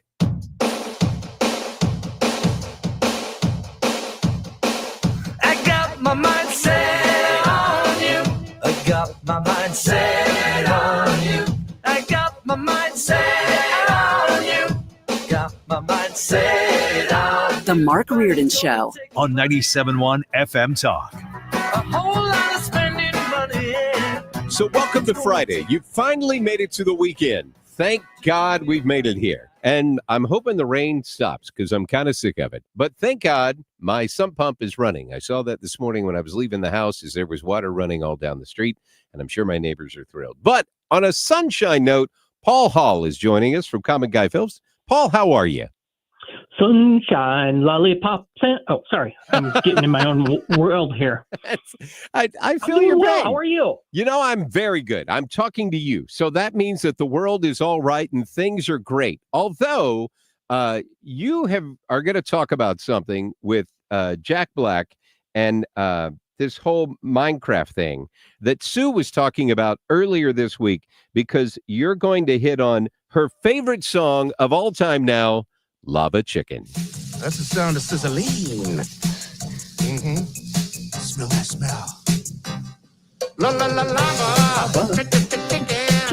Steve's lava chicken, yeah, tasty as hell. That has turned out to be the song that Sue has baked in her brain at this point, Oh Paul. my gosh, it's just, I can't get it out, Paul Hall, but it's such a great scene, and I don't know anything about Minecraft. I had to have Ethan explain it. Yeah, no, that's okay. You don't have to know anything about Minecraft to just be goofy. And Minecraft's not necessarily the best movie out there on the planet, but the music is catchy. Jack Black is fun. The memes out there are kind of silly and hysterical. And now Warner Brothers is re-releasing the movie into select theaters. Now, this is very limited. They're in St. Louis. You can go out to the Draft House for shows. It looks like one a day for the next week or so. Wow. Check their website for listings. But they're doing what's called the Minecraft Block Party edition of the movie, which allows you to come in, and while they were trying to tone you down a little bit in theaters because it was getting out of hand, and I can attest to that firsthand, but now these special editions, they want you to come in and sing. They're going to have lyrics, and it's going to be sing-along, and it's going to be a very different experience. Now, they're really clear with you. You can see it the regular way. They'll have other showings of the regular way, but if you go into the Block Party edition, no yelling about my singing. Okay, Paul, is this just them caving to people who are doing this anyway and throwing stuff? I think a little bit, but it's also giving people that outlet. I think one day they want this to be kind of on that level of a movie celebrating its 50th anniversary this year, Rocky Horror Picture Show. I was going to ask you about that. That type of experience, where it's an experience to come to the theater. And because it took off like it did, and some of these things took off without their help, now it's a way to kind of extend their life. Maybe next year they come back with it again, or they have those late night shows that they do with it. All those things to kind of make it more of an event than just a movie. I remember years ago when I was in Little Rock, and they had midnight showings of the Rocky Horror Picture Show, and people would show up in costume. And this one guy went all out, showed up in a Hertz, and had his friends bring him in a casket. Yeah. They opened up the casket. He got out, bought his ticket, and walked in dressed as the transvestite doctor. Wow. We will see this stuff again this year, Mike. They announced this week again. This is the 50-year anniversary year. So obviously when those things happen, studios kind of go all out for movies like this. You will get 4K enhanced screenings that'll be out there as the year progresses. You'll get a new Blu-ray release of it. You're going to get a chance to go back to the theater, complete with your kit of fun stuff to throw at the screen and whatnot. So Rocky Horror is coming back again this year in big time fashion at a lot of theaters near you. We'll see when we actually get dates, and we can let people know where they want to go if that's their cup of tea. Rocky Horror with walkers and depends. That's going to be exciting. We'll see. That could be ugly. Hey, got another sound clip for you. Another Simple Favor coming out on Prime Video. Blake Lively and Anna Kendrick are back. Emily, how are you here? I'm getting married. Will you be my maid of honor? Did I mention it was in Capri? Capri? Yes, she is in. We're all in. Why am I here? You think I want to make you pay for stealing my life? There you go, Paul. Yes, she does want to make her. Well, maybe. You'll have to see the movie. I'm not going to give it all to you. I got a chance to see this actually in a theater. Amazon Prime and the good folks at MGM had a screening for me in a theater of this one. And here's the story. For those of you who like A Simple Favor, released back in 2018 and have been waiting for this, maybe you want to go see it. For the rest of us that maybe aren't necessarily number one on that list, I wanted to like this. Anna Kendrick, I love. Blake Lively, obviously in the news these days for all the wrong reasons. So maybe I thought this would get me to a better place with her. And I love director Paul Feig. There are moments in this film I laughed out loud, and I had a good time with it. But there's more moments that I absolutely hated and despised everything about this film. And that is that kind of confluence of just everything going on screen. They can be very funny. They can also be so annoying that you want to beat things up. And the ending is terrible. Just put it on in the background this weekend if you have Prime Video. You're not paying any extra for it. You know, you've already got Prime service and you've already got Prime Video. Put it on in the background and let the good stuff come and the other stuff just fold laundry or something. Another simple favor is on Prime Video as of yesterday. I do love the fact that you said, I really wanted to like this, but I just couldn't. That's Paul hilarious. Feig is funny. He's a good dude. I've met Paul actually, and he's a good guy. He directs funny things. This had so many places where it didn't work that it just overwhelmed the places where it did. It had so many possibilities, but it just didn't live up to it. Speaking of which, Rust. So I'm understanding the producers are saying that they're releasing this, but they're not going to make any money off this. How could that be? Well, they're not going to keep the profits on this. The profits are going to Helene Hutchins and the family there of the woman who was unfortunately killed on the set of Rust. We all didn't know if this would ever see the light of day. It's one of those films that obviously with all the history behind it, it's tough viewing, because even if you try, and as a critic's face, I come in and I try to shut out everything around it and just watch the movie for what it is. The movie for what it is decent, but way too long and way too dull at points. That said, there's so many distractions about this one, because the plot of this one, Mike and Sue, is the fact that Baldwin plays a character that comes to rescue a kid after accidentally shooting somebody. It keeps putting things in your mind. There's a lot of gun instances in here, and I am not averse to guns in movies. If they work, they work. This one a lot of it doesn't work from the standpoint of obviously what went on outside of it. I'd love you all to see it just so that Helene's family gets money. I'd love to say, everybody take a look, somewhere. Right now it's in very, very limited theaters and it's on demand. So it's one of those things you'd have to, call up and rent or buy from Prime Video, or you could buy it or rent it from your local Charter or Spectrum or whatever service. But it just is uncomfortable to watch at times. It's not an awful movie. It's too long, but it's uncomfortable. It's a shame. It's a shame. Hey, Paul, it's Ethan here. I just had a quick question about this. I don't know at what point the accident occurred during the filming, during the entire process of the creation of this movie, but would it have been better if they would have maybe tried to go with some casting changes to make this not feel like it's hitting so close to home with everything that happened, or were they just too far in at that point? I don't know as far as that goes, Ethan. The fact of the matter is the accidental shooting that occurs in this film is like literally within the first 10 minutes of the movie. So a lot of what you would have to do to this is kind of rework much of what is given here. Yeah. Gotcha. And here's the quirky, I guess, part, shall we say. Quirky is probably not the right word to use here, but the young boy who does this accidental shooting is sentenced to hang. Oh, wow. Gosh.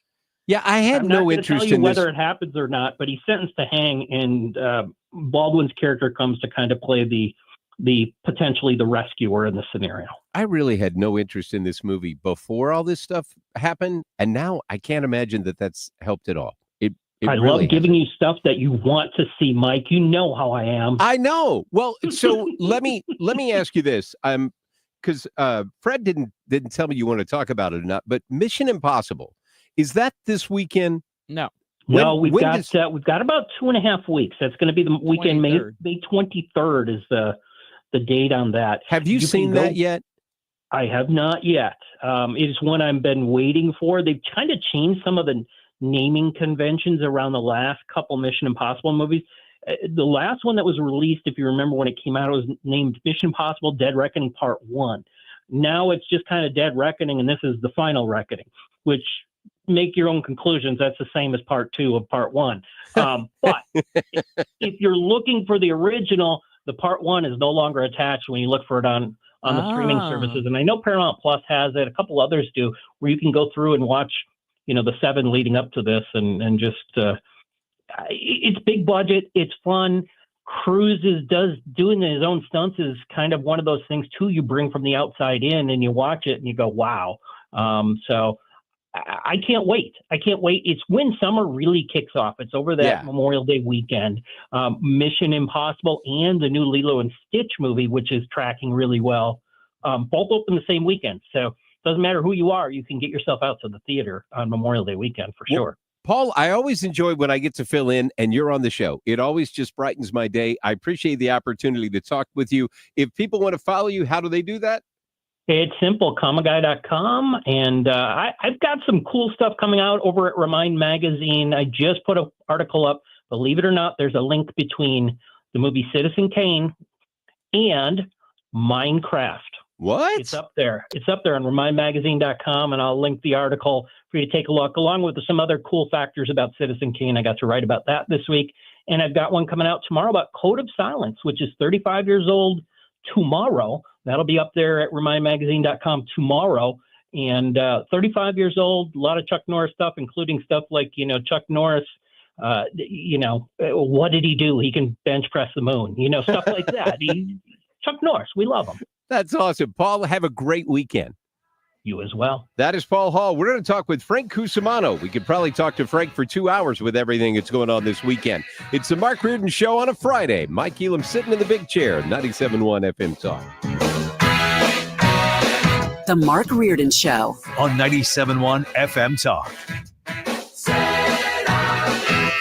Traffic from the 97.1 FM Talk Traffic Center. Hey, I'll tell you what, traffic is not bad right now. If you're leaving downtown, westbound 70, a little slow in the usual areas. So that's pretty much headed for Jennings Station Road. And we've got southbound 270 slowing at 70 westbound. And then moderate volume between 79 and Wentzville. There is a slowdown eastbound 70 east of Forestell by David Hochul Parkway, and then a little bit at Wentzville too. But 64, let's say you're taking that out, it's not bad. It's mainly moderate volume approaching Hampton out through McCausland. But we've got a jam eastbound as drivers head in. We've got so much going on in downtown this weekend, especially tonight with the Blues game. Southbound 170 is lined up, headed for 64. And crews have been working with an accident westbound on the Page extension, really close to Amiot. So be careful through there. I'm Sue Thomas, and that's traffic on 97.1 FM Talk. This report is sponsored by McKelvey Homes. Hi, I'm Jim Brennan at McKelvey Homes. Have you always wished for a brand new home in an established neighborhood? Select one of our move-in ready custom homes throughout St. Louis, or we will build on your lot. Visit McKelveyhomes.com and move up to McKelvey. Surprise! Surprise! Surprise parties, they can be fun, right? Well, financial surprises, not so much, especially when you're retired, like finding out you owe more in taxes than you thought you would, or having to go back to work to make ends meet. Maybe you think you'll be okay, but why not double check just to be sure? Call Marvin Mitchell at Compass Retirement Solutions and schedule a retirement double check. Marvin and his team have been helping families plan for retirement for more than 15 years. Call 314-373-1598 to schedule your retirement double check with Marvin Mitchell at Compass Retirement Solutions. That's 314-373-1598. Don't let a financial surprise derail your retirement dreams. Give Marvin and the team a call, 314-373-1598. Firm offers insurance services, investments, and services offered through Compass Retirement Group, a registered investment advisory in Missouri and in Illinois. We all know spring weather means spring storms. Mark Cox here for Hanson's Tree Service. Now's the time to remove any dead or hazardous trees over your home before the spring storms bring them down. It's a great time to have an arborist come out and put together a plant health care program for your trees and shrubs. You can also order mulch and compost directly from the website and have it delivered to your driveway. Just go to hansonstree.com. Again, that's hansonstree.com. When you're hiring, have you ever felt like you're missing out on meeting truly great candidates for your roles? It seems impossible to find them, but they have to be out there somewhere, right? Well, they're not hard to find when you know where to go, and that place is ZipRecruiter. And right now, you can try ZipRecruiter for free at ZipRecruiter.com/radio. ZipRecruiter helps 10 million people with their job search every day. And because these people are actively looking for jobs just like yours, it's easy to find the right person right away. In fact, 4 out of 5 employers who post on ZipRecruiter get a quality candidate within the first day. But if you're not using ZipRecruiter, you're missing out. So see what it's like when the impossible is easy. When you go to ZipRecruiter.com/radio right now to try ZipRecruiter for free. Once again, that's ZipRecruiter.com/radio. ZipRecruiter.com/radio. Never miss out on great candidates with ZipRecruiter. Hey, it's Mark Reardon. If you're nearing retirement or already retired, call my friends Thomas Helbig and Bob Kershaw with the Retirement Advisory Group. They'll show you how linking to the market is much safer than owning the market for your retirement savings. They're the official financial advisors of my show. Go to retirementkey.com. Let's show our appreciation for local heroes. Mark Cox here. Nominate a first responder and their department could get lunch from Grill Master Tony's. I'll personally deliver it. Share their story at 971talk.com. Nominate them today.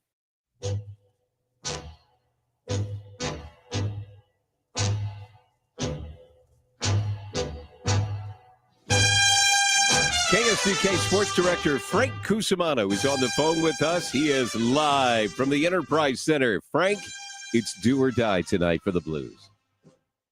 Yeah, and if you want to play a game in a do-or-die situation, if you're the Blues, you want to play it in this building. Michael, they've won 14 in a row. They haven't lost here since February 22nd. So their confidence level has to feel good when they're driving to this building tonight. You know, Ethan and I are just excited about the fact that not only is this a big Game 6, but John Gruden's supposed to be in the building tonight. Yeah, it is just the weirdest relationship of all time. Totally. But it's awesome. I mean, first of all, John Gruden with hockey is strange. It is. John Gruden with St. Louis is strange. But they just sent him some gear, and he kind of liked it. And then he started giving these motivational texts on social media, and they've invited him to come to the game. Let me tell you, the last game, Game 4 here, I don't know if I've heard the crowd louder before the game than when we had Pat Maroon fire up the crowd with a beer in his hand. That was awesome. Could come close. I imagine it's got to be him. Now, they like to put a former player in there. All I know is that somewhere, sometime, he's going to be up on the Jumbotron and people are going to go crazy. Frank, obviously, Game 5 was not pretty. We're putting that one behind us. What does St. Louis have to do tonight to not revert back to any of the play style from that 5-3 loss a couple of nights ago? Well, I think, traffic in front of the net, and that seems like it's almost a cliche in the NHL, but that's what it's about. Traffic in front of the net. That's what happened with the Jets. That's why they won Game 5. That's why, the Blues scored a couple of goals on that too with Nathan Walker. So, and I think they got, it's like all these little things. Like there were a couple of times where Colton Parayko and another defenseman allowed a Jets player to have like free reign in front of Jordan Binnington. So you got to pay attention. So I think that's going to be the key here tonight. I feel good about this game, but I will say this.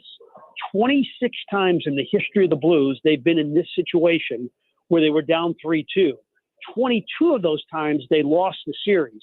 So the odds are certainly not with them. And we have to remember, we're playing against the President's Trophy winning team. They were the best team in hockey over a 5-month period. What we have going for us tonight is between the pipes. We have a guy in Jordan Binnington who doesn't get rattled, who plays better on big stages. And the last time I looked at Connor Hellebuck in this building, well, he gave up 11 goals on 43 shots in games 3 and 4 and finished neither one of them. So I like our matchup in goal. Frank, you kind of answered my next question. Obviously we know that Winnipeg is without Mark Scheifele after that big hit that he took in Game 5, but they got Nikolaj Ehlers coming back tonight. So perhaps those offset, but you mentioned the big name for St. Louis to watch. Is that who you're going with, Jordan Binnington, as the player to keep an eye on tonight for St. Louis? Yeah, and I also want to say this too, is Jordan Kyrou has been quiet this series. And, for a long time, we wanted to blame in St. Louis Jordan Kyrou for everything. Crime, potholes, traffic. And what does the guy do? He scores close to 40 goals. He's an unbelievable player. He's been a little quiet in this series. It would not shock me, and I'm not sure how healthy he is, but it would not shock me if he has a big game tonight. But Binnington, obviously, is the most important player. He always is. You know, we talk about the President's Trophy winner and all that stuff, but I seem to remember a Los Angeles Kings team way back when the Blues were the President's Trophy winner, and they kicked our butts and went on to win a Stanley Cup. Am I remembering history correctly? Well, yeah. And in fact, to add to this is that the last time a President's Trophy winning team actually won the Stanley Cup was the 2012-2013 Chicago Blackhawks team. So a lot of times teams that win it, they don't make long playoff runs. So that's a positive thing for the Blues. So, Frank, I've only got about a minute left here, but I'm going to assume you're a Kentucky Derby kind of guy. Well, yeah, I worked in Lexington for about 6 years. So I've been at a couple of derbies and loved being up there Derby week, with the sun rising, with the Twin Spires in the background. It's really just a really cool event. Do you have a favorite horse that's going to be in this, or are you just a fan of the pomp and circumstance that goes along with the whole event? I have not followed it as closely this year like I should. I got a great friend named Kenny Rice who's going to be on the broadcast for NBC, and I usually text him the night before, who should I bet on? And he gives me a good idea. That's awesome. Hey, Frank, bring home a winner for us tonight, man. I like our chances tonight. I just hope we get to a Game 7, and that way we live to fight another day, right? That would be awesome. Guys, you have a great night. I'll talk to you soon. Thank you. That is KSTK Sports Director Frank Cusumano. We are going to talk to Joe Arnold a little bit later on next hour, who's a longtime Louisville broadcaster, about the Kentucky Derby. But after the top of the hour, we're going to check in with our chief legal analyst, Brad Young, and he's going to tell us about what's going on with all the legal cases on 97.1 FM Talk.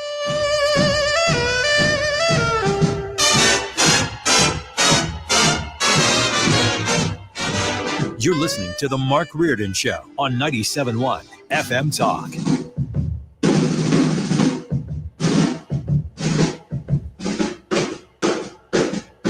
Traffic from the 97.1 FM Talk Traffic Center. Love that. Okay, we've got an accident. It was earlier, westbound 364, and it was just past Bennington Place, and it caused a delay behind it. But traffic isn't bad this afternoon. 70 westbound, just some moderate volume at Jennings Station Road. And then from Lake St. Louis Boulevard through Wentzville, there was some volume eastbound 70 at Wright City and also at Wentzville.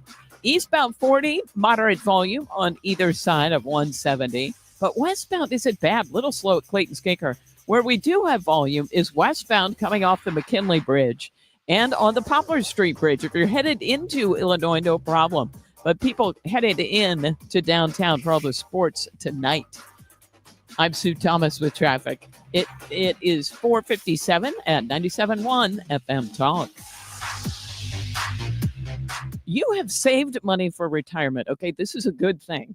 But do you know the ins and outs of the tax code and Social Security so you can take advantage of what's available? I don't think people do. And that's why I like this idea that financial and tax architects put on a 3-hour adult education class called Retirement Planning 101. It's taught by their advisors, and these people have decades of financial planning experience. And you're going to learn about things, how to reduce your taxes, how to maximize Social Security. They do this for free, but they ask that you bring 3 canned goods from the St. Louis Crisis Nursery. And this way you can figure it out. Do I need help? At least you will be informed and you can make an informed decision. There are a few openings for classes this month. You do have to register. So call 314-947-2012 and register 314-947-2012. Mizzou football is here to stay. After an undefeated home season and a second straight 10-win year, the Tigers are looking for more in 2025. Eli and the boys have done it again. With a top 10 transfer portal class and a strong home schedule highlighted by Kansas, Alabama, South Carolina, and Texas A&M, you don't want to miss out. Get your spot in line by joining the season ticket waitlist at mutigers.com/FB waitlist. MIZ. You had a solid retirement dream, sell your home in a few years, bank the equity, downsize, and travel. But with an unpredictable economy and the future feeling uncertain, you're wondering if that equity will still be there when you're ready. What if you could bank that equity right now? With Truehold, you can sell your home for its current value so you can access your equity today. You can bank the cash now and stay in the home you love with an easy standard lease. Truehold even covers property taxes, insurance, and repairs. And since Truehold hands over your equity in cash now, it's yours to do whatever you like. Don't let a shifting economy put your hard-earned equity at risk.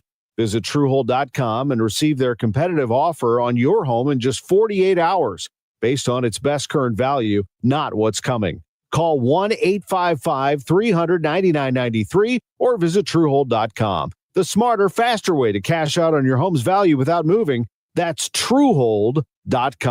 Is thinning hair or receding hairline making you self-conscious? Stop feeling embarrassed about thinning hair and start looking and feeling your best with Hair Grow by New Nordic. Available online at Amazon, Walmart.com, and NewNordicUSA.com, or in stores at your local CVS. KFTK FM Florissant from the Kaufman Townsley St. Louis's Injury Lawyers Studio. Call 314-500-5000. That's 314-500-5000. All on the free Odyssey app. Sarah, Fox News. The Trump administration is appealing to the Supreme Court to allow the Department of Government Efficiency access to Social Security systems. Social Security systems hold sensitive personal records on nearly everyone in the country, including banking information, salaries, and medical records for those on disability. A federal judge in Maryland blocked DOJ full access, but did allow staffers to view data that has been redacted of identifiable information.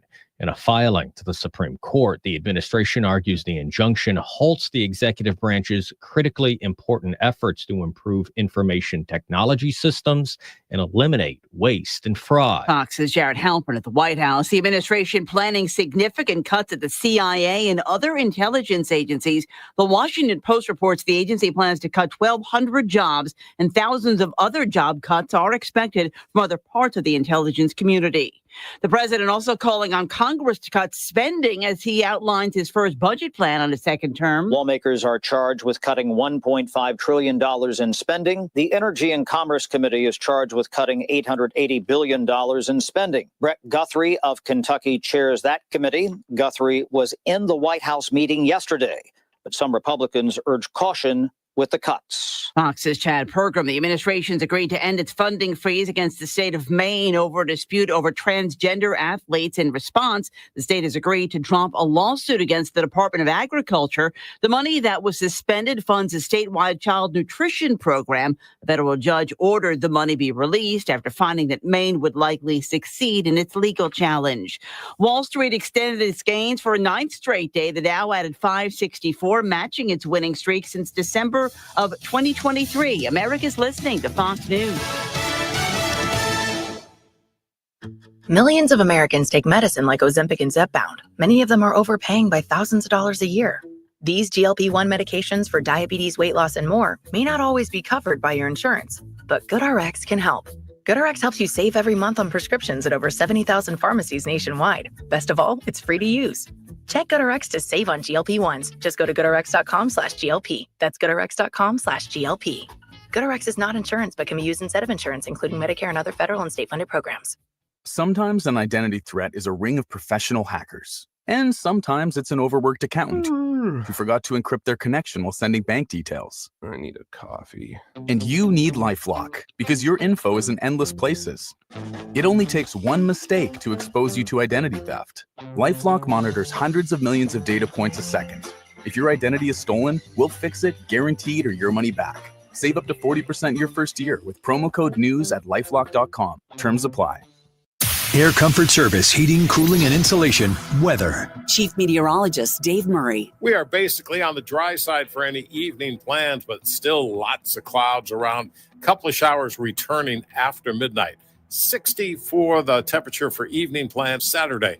Let's keep it unsettled. Some showers, some thunder showers from time to time, but it's cool. 61, a few showers here and there Saturday night. Sunday, partly sunny, some spot showers, 60.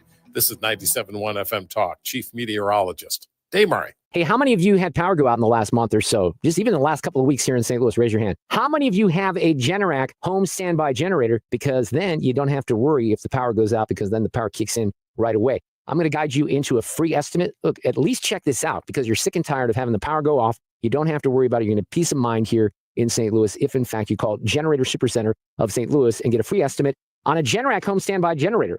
They're the nation's #1 Generac generator dealer. It's a great company. I used to be very familiar with them because they're outside of Milwaukee and Waukesha, Wisconsin. And Generator Supercenter is the #1 Generac generator dealer in the country. These are not portable generators. They're awesome. They'll kick in right when that power goes off, and they're going to take great care of you along the lines of customer service as well. So it could be big storms. It could be an ice storm here in St. Louis. It could be the power grid failing. That is going to happen. It's happened down in Texas and elsewhere. Going to happen here eventually. This infrastructure is really old. Call today for a free estimate, 314-499-2020. Generator Supercenter of St. Louis.com. That's Generator Supercenter of St. Louis.com. This could be the #1 tax saving strategy for your retirement savings, and it's hidden inside IRS tax code section 1.408A-4. Discover what it is and how you can make your money go further in retirement in a 3-hour adult education class called Retirement Planning 101. Hey, it's Sue Thomas, and this is a one-night class. It's taught by advisors from financial and tax architects. They have decades of financial planning experience, and they hold these at colleges and libraries throughout St. Louis, and you'll learn about reducing your taxes, maximizing Social Security, paying for health care, and more. And they do it for free, but bring 3 canned goods for St. Louis Crisis Nursery. There are a few openings left for classes this month, so register now by calling 314-947-2012, 314-947-2012. That's 314-947-2012. COVID-19 changed a lot of things, including how much Missouri spends on education. Missouri school districts received almost $3 billion in extra federal money in the last 3 years. But now that pandemic federal assistance is ending. So will the state go back to pre-pandemic spending? Apparently not. The president of the Missouri State Board of Education has said we'll need the mother of all supplemental budgets to cover the drop in revenue. Does that mean taxpayers will have to make up the difference? Experts warned not to consider the federal pandemic money as permanent. So shouldn't education officials have been ready? Why not just go back to pre-pandemic spending? Student enrollment in Missouri has been dropping and will continue to drop. Missourians need a new mindset about public education spending, from more to targeted, effective, and student-based. Learn more at showmeinstitute.org. The Show Me Minute has been brought to you by Show Me Institute and Show Me Opportunity. Imagine this, a summer evening, relaxing under a beautiful porch overhang, hosting your friends on a composite deck, or enjoying a bug-free breeze in a screened room. That sounds dreamy, right? Hi, it's Kim, and that dream can be your reality with Lakeside Renovation and Design, because they specialize in creating outdoor spaces that make your backyard the go-to spot for family and friends. And with their attention to detail and the high-quality materials they use, you'll have a space that lasts for years. Visit lakesideRD.com today to get started on your outdoor oasis.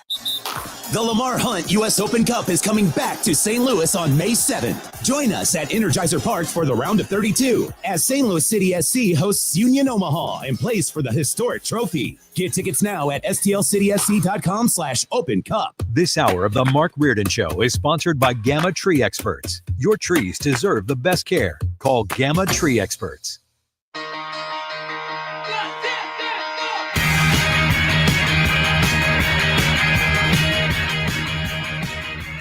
The Mark Reardon Show on 97.1 FM Talk.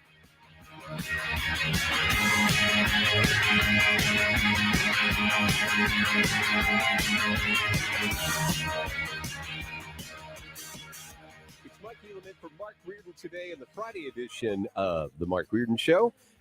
Big Friday show, trying to wrap everything up. We are lucky enough to kick us off in our final hour of having Brad Young, who is joining us today. Brad, how are you, sir? I'm doing great, Mike, and I'll be sitting in for Mark on Monday and Wednesday of next week. Oh, very good. So it's good. I'll make sure to clean the studio before we leave. You make sure to do the same thing because I'm here on Tuesday. Yeah, Clorox wipes, please. I love that. Brad is our chief legal analyst. He is a partner with Harris, Dow, Fisher, and Young. Brad, there's so much to talk about that's going on right now, but I want to start off with something that I was kind of surprised that he did this, but I don't know why I am surprised about this. So President Trump signed an executive order, and he is directing federal funding cuts to PBS and NPR. I know he's talked about that from time to time, but that is going to be a huge amount of funding that's going to be taken away from them. Can he do that? Well, actually, he can. And this is something, Mike, that's been being pushed by conservatives for a very long time. For example, the Corporation for Public Broadcasting was set to receive $535 million that would be annually appropriated to them for 2025, then again in 2026. Now, here's the problem.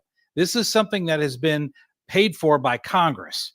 And so for the president to step in to say, no, I'm not going to distribute that money, that is potentially a legal pitfall, because if Congress has allocated the money, there's a problem when the executive branch doesn't spend it. We've got previous cases, much different circumstances, where there have been fights between the executive branch and the legislative branch when it comes to whether the executive branch has to spend money. Famously, Congress had appropriated money to build part of the wall along the Mexican border, but under the Biden administration and certainly under the Obama administration, that money wasn't spent. So there were problems with how can Congress appropriate money and then the president fail to spend it. That's the same situation that we're going to have here when it creates a battle between these two branches over funding for NPR. It seems like President Trump really wants to make sure that his attorneys have job security, because it feels like every day he is finding another lawsuit that we can jump into. And I know this has been talked about a lot with PBS and NPR, and they've been talking about that. It's going to be interesting to find out how much Congress pushes back on that funding and where they're going to go from there. But just to make sure that the lawyers do have some work to do, this Harvard thing that he's talking about and taking away the tax exempt status for Harvard, that seems to be even more problematic than the PBS NPR funding. Well, two things. First of all, here, I got to let you know that my wife's favorite saying is, it's always good when the lawyers get paid. So that's what my wife says, and I want to make sure I get that out there. Secondly, on an issue that's more relative here, when it comes to Harvard, this has actually been done before, Mike.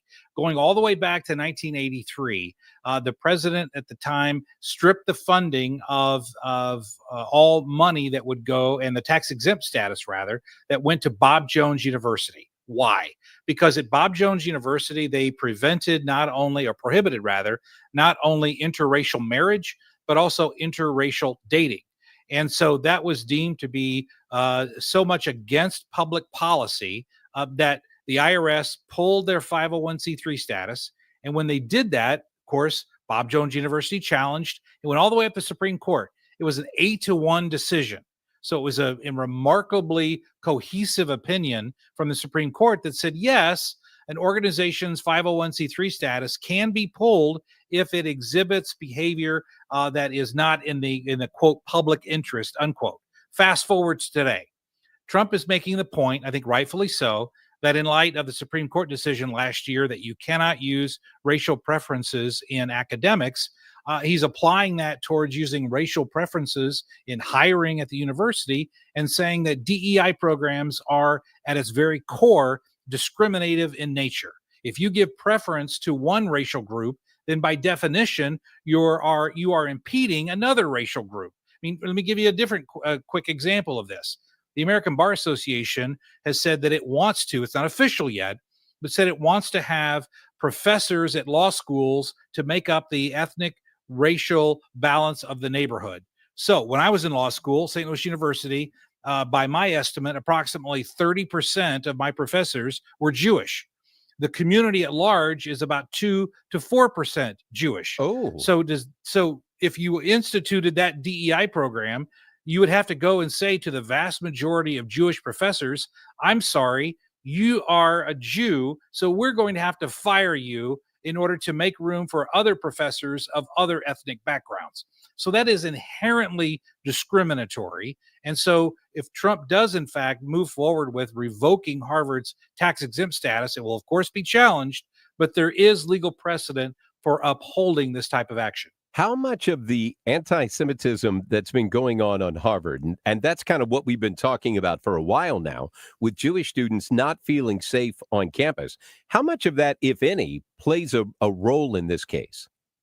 Oh, I think it plays a direct role, Mike, because it shows a pattern of behavior. I mean, we've seen on college campuses across this country, including right here in St. Louis, where after the October 7 terrorist attack on Israel, essentially it was not only these universities were not only allowing the pro-Palestinian groups to discriminate. In California, you had examples where literally the protesters were forcing Jews to renounce their faith if they wanted to go to class. Wow. I mean, that is the most reprehensible conduct that I can even imagine short of physical violence. Well, and so you had very similar type of activities going on at Harvard. And yes, that plays a role in how the IRS can frame their decision to say, we are revoking Harvard. We're revoking your 501c3 status because of all of these behaviors at your university. I don't know that Harvard professors were part of this, but to use your example in California, I know California and New York campuses actually had instructors, professors who were part of the protest and Yes. being big members in that and actually encouraging their students to take advantage of that. Now, I'm going to assume, being communications degree, not law degree, so really going out on a limb here, but the Harvard's endowment is supposed to be over $50 billion. I've heard as much as $53 billion. So Correct. Harvard talking about how this is going to impact their ability to provide scholarships and things like that. I can't imagine you can really cry poor when you've got $52 billion sitting in an endowment fund somewhere. And I could see the court saying, I think you've got some money to use for scholarships. That's true, but there's not going to be a test here, a means test. I don't see that the court's saying, well, since you've got 50 billion, we're okay with cutting your 501c3 status. I don't, even though that's the reality of how this works, Mike, I don't think the court would look at that as a factor, because Harvard's argument would be, well, sure, we've got 50 billion sitting in some investments and money markets, but if we lose our 501c3 status, we're not going to get any more money moving forward in the future, because people only give when they get to deduct it from their taxes. So that argument I don't think would fly legally, but it absolutely is a moral argument and an argument for public consumption. You know, a lot of times it feels like a lot of these cases, the court of public opinion has a lot to do with how this ends up working out. I know it's not supposed to, but especially, I mean, talking about the NPR PBS thing, the court of public opinion is definitely going to weigh in on how Congress reacts to some of this. I don't know so much about the courts with Harvard, but let's talk about the court of public opinion with the Supreme Court weighing in on the Oklahoma case and looking at the Catholic charter schools. There is all kinds of new ground that it feels like the Trump administration is trying to plow in this first 100 days or so of being in office. Yeah, and here there's a very interesting legal precedent, but let me kind of set the table, as it were, Mike. In this instance, what Oklahoma wants to do is make basically parochial schools available to become charter schools. So the issue then becomes this. If they become a charter school, then indirectly they're being funded by the state government. And if they're being funded by the state government, does that violate the First Amendment prohibition with regard to the establishment of a church or establishment of a religion? That's called the Establishment Clause of the First Amendment. So yes, that's a big issue. But here's what I think is interesting, and I'm not really hearing others talk about this point, Mike, and that's this. Several years ago, we had a case that arose from right here in Missouri. It's called Trinity Lutheran. is the case that went up to the Supreme Court. And the issue was Trinity Lutheran wanted some funding from the state of Missouri to make their playgrounds safer for kids to play on. And the state of Missouri said, no. The bureaucrats said, we can't give you any money because you are a religious affiliated school. So when I went to the Supreme Court said I think it was a 6-3 decision, said, wait, you cannot discriminate against a school because it's a religious school. So in other words, by not giving them funding solely because they're a religious school, you're now discriminating against them because they are a religious school.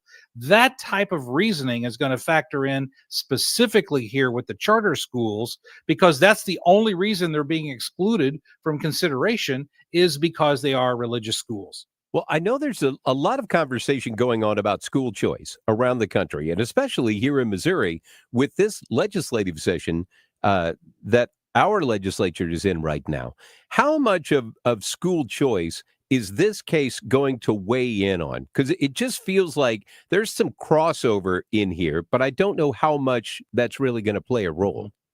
Well, that's a good question, Mike. And what I've called charter schools for years is school choice light. Okay. In other words, right now, the monopoly is that the government controls most of the schools for our country. And so if you allow a charter school to come in, now you're breaking up that monopoly, as it were. And once you break up that monopoly, that I think will open the floodgates for school choice once we bust open this vice grip that public schools have on the education of our children. So yes, I think that charter school system is going to be instrumental in opening up us as a nation for school choice. Brad, I think your wife is going to be very happy for a very long time, because it feels like the lawyers are going to get paid for years to come if this first 103 days of legal precedent has anything to do with this. So I think she's going to be a happy lady for your future. Well, I hope so too. And let's see how things work out next Valentine's Day on how big the jewelry is that she wants. And I can see that. So you're going to be in here on Monday for Mark, correct?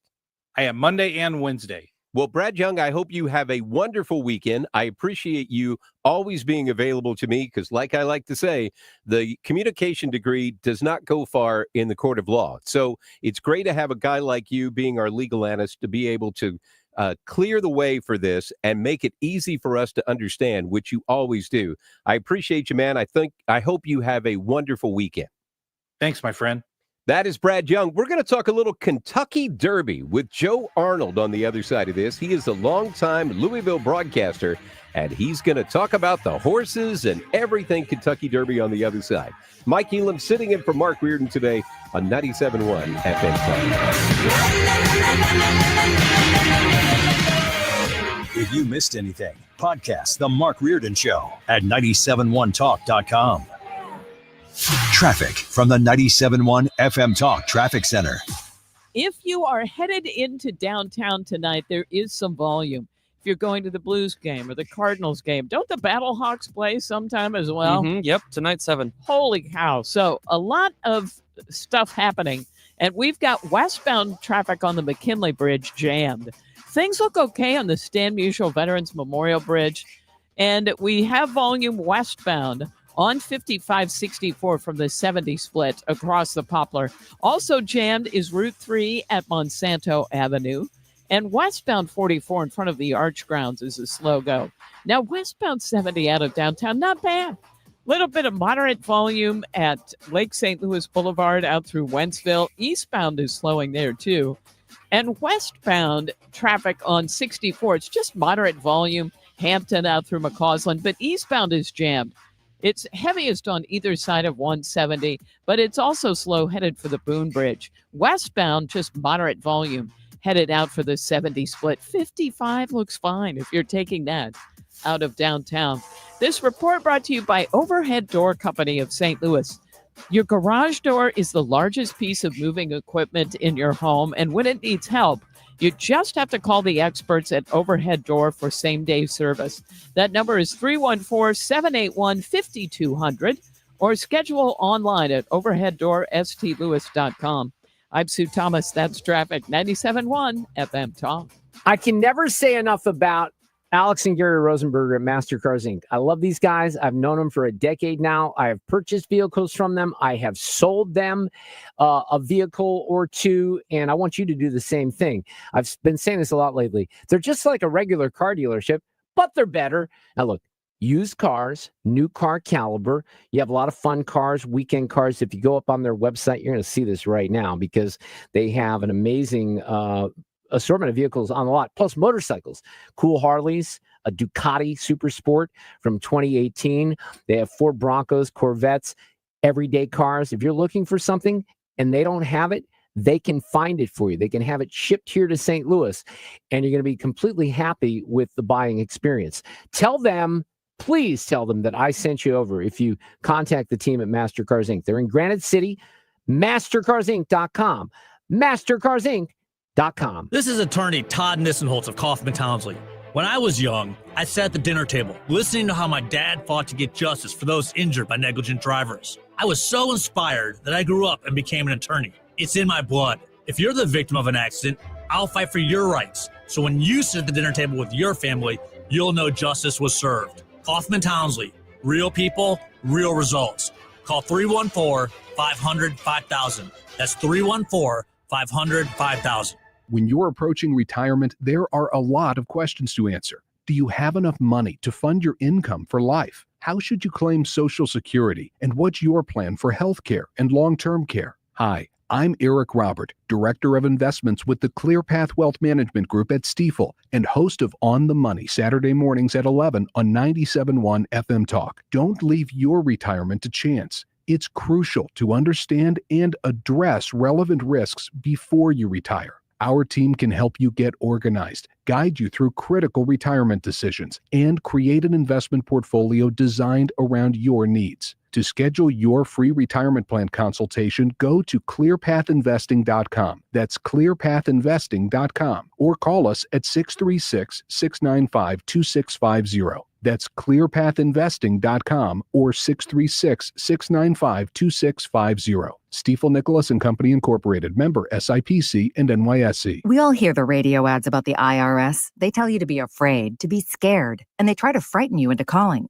I'm not here to do that. Tax Relief Advocates is different. TRA is here to tell you that if you owe money to the IRS, whether it's $5,000, $50,000, or $500,000, we have a solution. It doesn't matter if you're sitting in your car, at work, or with your kids. No matter where you are, call now. 800-575-6986.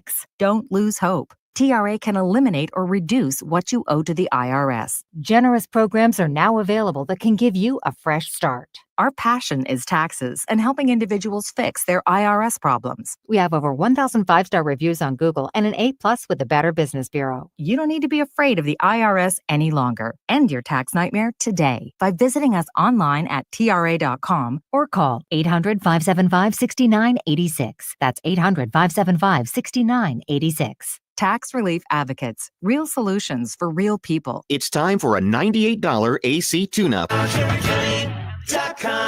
5:26 is the time. This time check sponsored by Jerry Kelly Heating and Air Conditioning. 97.1 FM Talk.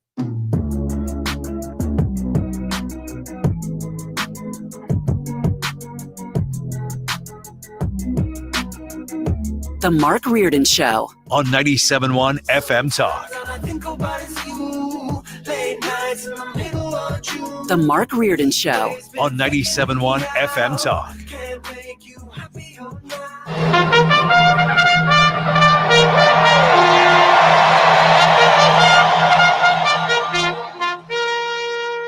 Ladies and gentlemen, it is time for the horses to take their spots. It's Kentucky Derby time at Churchill Downs. I know so many people who are excited about the Kentucky Derby. Fun. It is just a great party time. Joe Arnold, longtime Louisville broadcaster, is here with us. Joe, how are you, sir? Well, I'm a little peeved because Ethan called horse racing irrelevant about an hour ago. Yeah. Hey, listen. It's all love, Joe. I'm just saying I don't know if it's quite at the level that it once was. Is all I was trying to say. I get it. But it is. But to Sue's point, thank you for Sue's news, and Sue did a good job. Ethan, Sue did a good job. Thank you. As always. She celebrated the big hats and this and just the pomp and the tradition of it all. It really is. And I'm a St. Louis native. I'm a Lindenwood grad. You should know it too. Woohoo! So am I, baby. Let's there you go. Man. So I was there back in the days when we had fewer than 1,000 students. A little bigger now, but back in the '80s. But KCLC, way to go. Anyway, but moved to Louisville about 30 years ago, and just fell in love with it. The big problem that I had though is the first Derby I went to, I did really well at the betting window, and that gave me false sense of confidence in every Derby since then. I haven't really quite matched it in the last 30 years. Reardon, on the other hand, he comes here and kind of cleans up. I will say, though, about 3 years ago, I had him here and he gave everybody in our suite COVID. That's a whole other story. Now, Reardon says, though, that he places the bets based on your recommendations. That's true, he does. So how does he win of your recommendations and you don't? Do you not take your own advice, Joe? That's part of the problem. Also, he just has a much thicker wallet, and he's willing to do a lot of the exotics. I will tell him who the wise guy picks are. Like, throughout the week leading up to Derby, you'll hear kind of just some little mutterings here and there on the backside. Okay, this might be the horse to kind of look at, and that's the kind of thing. So I will clue him in on that, but I don't have enough money to. He'll bet. Well, I shouldn't say how much he bets, but I'm just saying he has a pretty sophisticated handicapping sheet when he goes up to the betting window. Well, you know what, Joe, as Fred would say here, he's got talent money. But I think that he thinks that he has inside info kind of based on you, and it may give him false confidence. But apparently he's doing better than we thought. Apparently he's doing better than me, is what you're saying. But anyway, but the Derby's a fun time. I'd really encourage, St. Louis, I say this every year, it's true. Check the TV ratings.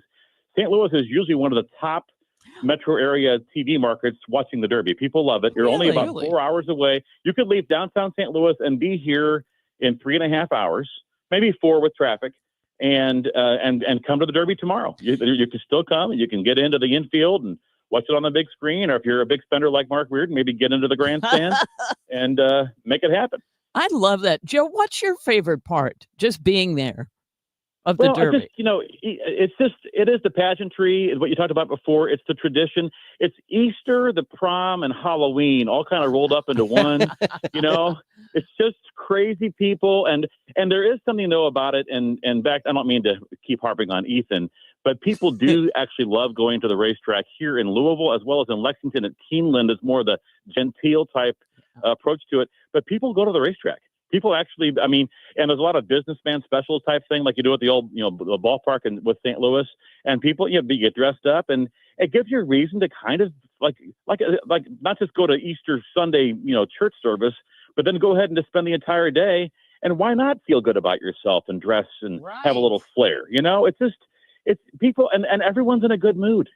Everyone, and a lot of those politics are put aside, and we just have a good time. So Joe, help me understand. So my parents actually they did a little vacation in Lexington a couple years ago, and they went and they visited Churchill Downs, and they, having no interest in horse racing ever, were absolutely fascinated by the grounds. And I guess there's all kinds of different things that go on to kind of obviously keep it running, but a whole lot of history there, obviously. What about Churchill Downs itself makes it such a fascinating place and really like the heartbeat of horse racing? I will say it's the people, and that's the color and the flavor you get there. Now, there's no question that one of the most iconic sports venues in the world, recognizable, are the Twin Spires that were built 130 years ago this year. And those are the still original Twin Spires. Now, the racetrack is kind of like a spaceship kind of built around it, kind of like Soldier Field in Chicago, where they kind of surrounded the historic part with the bigger stands. So that's a big part of it. But the racetrack itself, face it, they've been racing the same way around that same racetrack for literally 151 years since the very first one. And I think you feel that history. I think you feel it when you go there, that it's you can sense that there's been a lot of people to come before you. Okay, Joe, there is a rumor that Toby Keith has a horse in there. That one of two has passed away, of course. But is that true? That is true. And now you're going to challenge me here to look at my handicapping sheet and find the name of the horse. I'll be I didn't have darned. that one queued up. I wasn't sure that was true. And I know, and I can't remember the name, and I'm sure you do, she said, stalling for you, of the guy who was kicked out and then is allowed back in this year, the owner, and I can't think of his name. And now I can talk about that. That's Bob Baffert. And Bob Baffert literally, see, this is the great thing about the Derby every year, is there's 20 different horses, so there's 20 different, if not more, stories. So you have intrigue and controversy. Bob Baffert is a celebrated, but almost also kind of a persona non grata around some people on the track, because he was disqualified 3 years ago after Medina Spirit, the winning horse, had a failed drug test after the race. Yep. And so he was banned from the track. A lot of court cases and things went on, but at the same time, he's one of the winningest trainers in Kentucky Derby and Triple Crown history. So, I mean, so they were welcoming him back. But the other, legendary trainer that I'm really excited to watch tomorrow is 89 years old. He would by far be the oldest winning trainer in history. D. Wayne Lucas trains American Promise as that horse. And D. Wayne still goes out on the track on the exercise pony every morning. He goes with the horse around the track. It's an incredible story. He's a legend here. So we're looking forward to seeing him. Oh, now, that's cool. Joe, I understand that a couple of horses have already been scratched. And I think one of them was Bob Baffert's horse, wasn't it? One of his two. He had two horses. He had two horses in the field, or does, and so one of the two was scratched. And now I'm on my cell phone here, guys. Sorry, man. You're challenging me here with my. I'll look that one up though. It's okay. Once you're scratched, we're not going to be betting on them tomorrow. We won't be betting on them since they're scratched anyway, so we've got time. But here's a follow-up question for you. Being a guy who has never been to the Kentucky Derby, okay, and BCI, which is BCI, which is a nonprofit here in St. Charles County, they have a big Derby party that they do every year, and everybody gets dressed up for that. If a guy like me wanted to drive on a last-minute trip to the Derby, how much would it cost me to actually get in and be a part of everything that's going on? Well, be a part of everything all depends what you mean by that. You can get into the infield for probably $70. Okay, and you won't see any horses. Oh, you can get into the infield and watch them on the big screen and be part of the party. And we probably have some rain coming through. You probably get a little muddy, so you'll feel it. You'll have a visceral experience. And there's usually a lot of alcohol flowing, there in the infield. Now there's a lot of alcohol flowing in the grandstand in Millionaires Row too. Now, if you want to actually go and have a seat and be able to see a horse, you can probably still get tickets and scalpers and things. It'll cost you a couple $1,000. A couple $1,000 to sit in the grandstands. Yeah. Yeah, Wow. it's fancy. Okay. Have you ever watched it? It's so great. Especially on Derby. I mean, if you're waiting in this late, there also is it's sort of like Green Bay Packers tickets. There's a long wait over time before people want to get in. And then most people, like around here, you have season tickets. And that secures you then the right to be able to have the big races as well. So were you into this before you went to Louisville? Or did you Not just at get all. into it? Well, Okay. I say that. I went to a couple races when I was growing up. My dad took us to Sportsman's Park just for the fun of it and seeing there. There used to be Cahokia Downs too. Yeah. So, showing my age at this point. So 2 racetracks right across the river in the Metro East, and that was fun. But it's the same thing. It's like the people who move to St. Louis and you go to a Cardinals game. Let's say your first baseball game is opening day. Think about that. Think wow. about pageantry. Think of all that. And that's the neat thing about Louisville is that you have a World Series every year. Yeah. You host a major sporting event every year, and the whole world comes. And as Ethan pointed out, somewhat, impolitely, that it's something that people do pay attention on this one day. You're right about that. By the way, I've just heard from Jeannie Sullivan from Pet Supplies Plus, and she said she and her husband are the one who feed Mark picks. And her picks this year are 3, 13, and 18. Joe, who are you watching? Who should we watch? Which horse? What the interesting stories are this year? By the way, I do want to. I've been doing my my Google searching here while I'm talking to. Rendered Judgment is the Toby Keith horse. Okay. FYI on that. So I'm kind of in love with a horse named Coal Battles. Coal as in a lump of coal in your stocking, battle. And there's a trainer from Louisiana called Lonnie. His name is Lonnie Briley, 72. Has never really had any kind of a stakes winner before. I mean, this would be like a single A ball player playing in the World Series. This is a situation where he's come out of nowhere. Ooh. It's probably the smallest horse in the field. It's a small. This horse will be next to the other ones. You'll think it's like one of their sons or something. Wow. Small horse, a lot of heart. Has won 4 consecutive races, and I like Coal Battle. Journalism is the favorite, and everyone's talking about journalism being tough to beat.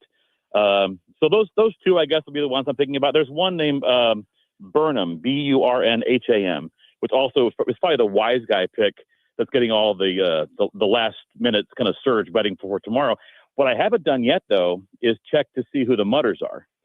Hello, Mutter, right? Ooh, and that good is because point. of the rain coming in. Yep. We have a lot of rain coming in tomorrow, and the Oaks race, which is the one for the Phillies, was just run about a half an hour ago, and then the track was sloppy. And so I think you're going to see a situation tomorrow where there was a few races over the derbies over the years where you get a horse that gets on the rail right away, and it kind of hugs the rail. And once you get ahead, I mean, these jockeys, they wear on a muddy track, they'll have 3 or 4 pair of goggles on. Wow. And they'll have to flip them down during the race because of how muddy. Think about being 5 or 6 horses back, and this is a field of 20, and all that mud flying up in your face. Oof. And it gets in your mouth, and it's a disaster, and they have to go through all of that. So if you can get a horse that has enough early speed and perhaps can clear some of that, you might want to consider that too. Joe, how many derbies have you been in attendance for, and do you have any memories that stick out among others?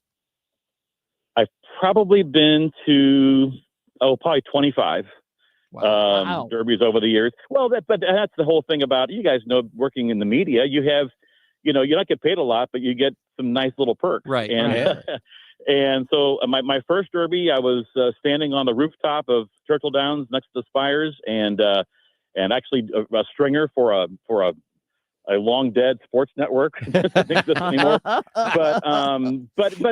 you gather all in. I will say that's where Reardon and I got together. I think for the first time was on the rooftop, and we were talking to, of all people, a governor from a southern state. His name was George W. Bush. Wow. So that was our chance to meet him there. So that was kind of cool. And we knew that he was on his way up at that point. And even though there are celebrities that are kind of fun and everything, I will tell you again, it's just the feel of the people who everyone wants to meet each other. And you have a great outfit on, or a great tie, or a great hat.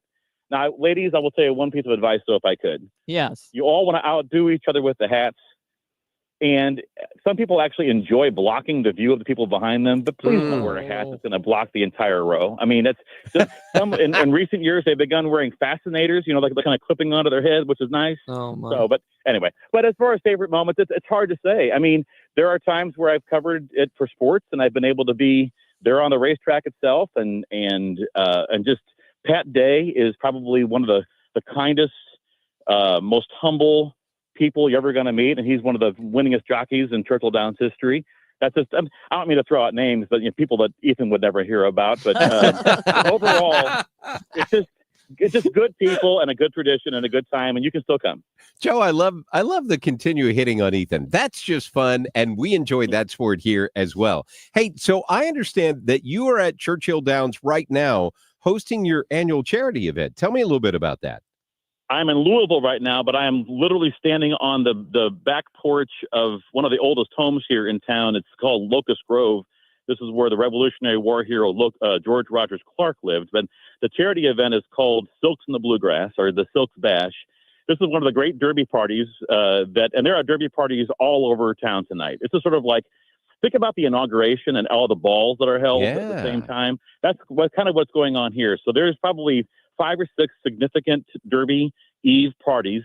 The one that draws the most celebrities, to be candid, is a different one. It's called Barnstable Brown, and that usually benefits some medical charities and that kind of thing. And that often draws a lot of the NFL stars and country music stars and things like that. This is a very unusual charity. It's called Operation Open Arms, and I'm on the board of this for the last 15 years or so, and we helped find loving homes for the children whose mothers are incarcerated. So not a very not a very sexy, kind of charity, but it's something which we found out. What happened was the founders were literally were hosting some friends at a derby party 25 years ago. And they had somebody in town who was going to be incoming with the Justice Department, and told them about what a crisis there was of these children they couldn't find homes for. And literally on the back of a cocktail napkin at the derby party that night, they said, we're going to do something about it. And they began this charity. So this has been around for about 20 years, this event. It's called Silks Bash, or Silks in the Bluegrass, and you can still come. Well, tonight you probably shouldn't drive that fast. Next year you should come, and you call me in advance. Mark's been here before. I should point out who's going to be here tonight, a friend of your show. Congresswoman Ann Wagner is one of our guests. How about that? We'll tell her we said hi. She was shindig too. Yeah, we have it'll be our senators here in Kentucky. Senators Mitch McConnell and Rand Paul are both coming. Ann Wagner from Missouri, 3 or 4 other members of Congress, and a few other ambassadors and things like that are kind of some background. So this is more of the dignitary event. Ann was on our show earlier this week, so tell her that we said hello. I will certainly do that, and I'll have to see if she has any tips, either on the race, or if there's further. What is her opinion of Ethan? That's a really good question. She probably doesn't know that Ethan exists. Well, that's her loss. Hey, Joe, let me ask you this. Is there a history of, because, I was talking about sons of Triple Crown winners being in this. Sure. Is that a good luck thing? Is it a bad luck thing? Do their progeny generally do well? I can't think of an example of one that really kicked butt. Well, I would say overall, that is the whole. There are different handicapping, factors, and a big factor is progeny. Is your bloodline? Is literally, all thoroughbreds today, all 20,000 that are born every year, lead back to all trace back to like 6 horses from 500 years ago. Isn't that crazy? Yeah, and so of course of those 20,000 that are born every year, the 3 years later, it's culled down to the 20 best, and those are the ones that race in the Kentucky Derby. It's a race for 3-year-olds that there's a kind of an unusual ranking system they have in place now of like point systems for big races. And so you qualify as a result of scoring that way. But there's no question, there are some big, I'm thinking of Curlin right now, is not a Derby winner, but was a champion horse over the years. People will definitely look, and you can see on your betting sheet, when you go and you look at the numbers, it'll tell you the dam and the sire. It'll tell you what they're out of. It'll tell you, but also you're looking at speed. There's a number called the Beyer speed figure. There's of course the record, and I think a lot of people will be looking at the record in which horses have actually raced in slot before. Yeah. But that's all. No, those are all factors, and yeah, you're right. There's like 3 or 4 horses this year that are sired by our progeny of previous Triple Crown winners. Well, Joe, we appreciate you taking some time with us, and I know you've got your bash that's going on tonight with silksbash.com. Is that the email, or is that the correct. website? Silksbash.com. Thank you so much for bringing that up. And like I said, let's go ahead and circle it for next year. The Friday night before, the Derby is always the first Saturday in May, so the Friday night before. We'd love to see a St. Louis contingent. We always have a big crowd here, and look forward to seeing you. Well, we hope that you have a wonderful weekend. And tonight, we're all going to be focused on trying to get the Blues to Game 7. So we may be a little sidetracked on that one. But next year, I think we definitely need to know that, especially if we can bet with Reardon's money. What time's the game tonight, Blues game? 7:00 is when that game starts. Man, we have got a lot going on in St. Louis tonight. We've got Cardinals, Battlehawks, and Blues all downtown. So it may be better traffic in Louisville than it is here. Yeah, we'll see about that. All right. Thanks, guys. Joe, we appreciate the time. Take care. All right. That is Joe Arnold. Silksbash.com is the website if you want to find out more about his charity with Operation Open Arms. What a great cause. And something I didn't even think about. Mm-hmm. I mean, there are all those kind of causes out there that you go, wow, I never would have thought about that. Obviously, they hadn't either until somebody brought that up. So that's pretty cool. We are going to wrap up the big show. We got the cut of the day that is coming up. Mike Elam sitting in for Mark Reardon today, kicking off the weekend on a Friday on 97.1 FM Talk. Sometimes all I think about is you, late nights in the middle of June. If you missed anything, podcast The Mark Reardon Show at 971talk.com. Traffic from the 97.1 FM Talk Traffic Center. We do have an accident just reported eastbound 70 at 141. Watch for that. It was in the right lane. So if you're taking 70 into downtown, that is the worst of it. I mean, it's also heavy and slow. I shouldn't say that's the worst of it, because now it's jammed headed into downtown from about the Stan Musial Veterans Memorial Bridge. We've got an accident reported coming off of the McKinley Bridge. So it's on McKinley in that area on the Missouri side, causing a delay. Now, if you're headed in from Illinois, there's some heavy traffic westbound on the Poplar Street Bridge and headed for the bridge. If you're headed downtown on 64, there's some volume between 94 and the Boone Bridge, and then it lines up again, approaching 170 through Big Bend, and then it looks better. Northbound 55, as the people from SoCo come in for the Blues game, a little bit of moderate volume, especially around Bates. This report brought to you by New Perspective Senior Living. New Perspective Weldon Spring is redefining senior living. Modern apartments, delicious meals, activities, entertainment, even a state-of-the-art AI fall detection system. Visit npseniorliving.com to schedule a tour today.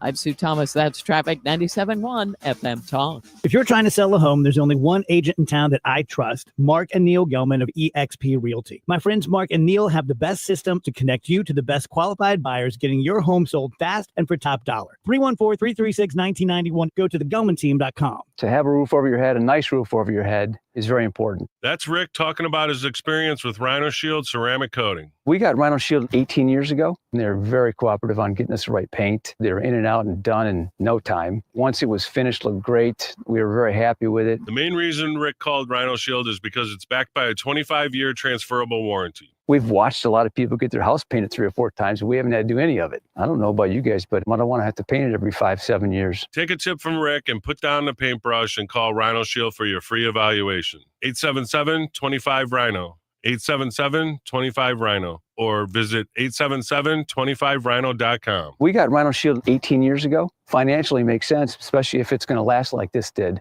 Still looks great. Call now. 877-25-RHINO or 877-25rhino.com. Don't paint, don't Rhino, go Rhino Shield. Never paint your house again. Rhino Shield. Mizzou football is here to stay. After an undefeated home season and a second straight 10-win year, the Tigers are looking for more in 2025. Eli and the boys have done it again. With a top 10 transfer portal class and a strong home schedule highlighted by Kansas, Alabama, South Carolina, and Texas A&M, you don't want to miss out. Get your spot in line by joining the season ticket waitlist at mutigers.com/FB waitlist. MIZ. Since we have lawyers in all 50 states, I see and hear lots of lawyer ads. It seems that most are bragging on what they got their clients. But be careful. If you heard that someone sold their car for $500,000, you would be impressed. But if you later learned that it was a rare $10 million Ferrari, would you say that person got screwed? And that's before you even know if it's true. Who is fact-checking? And how much went to medical bills and lawyers' fees? If you want to get an idea what your case may be really worth, visit forthepeople.com and go to settlements and verdicts.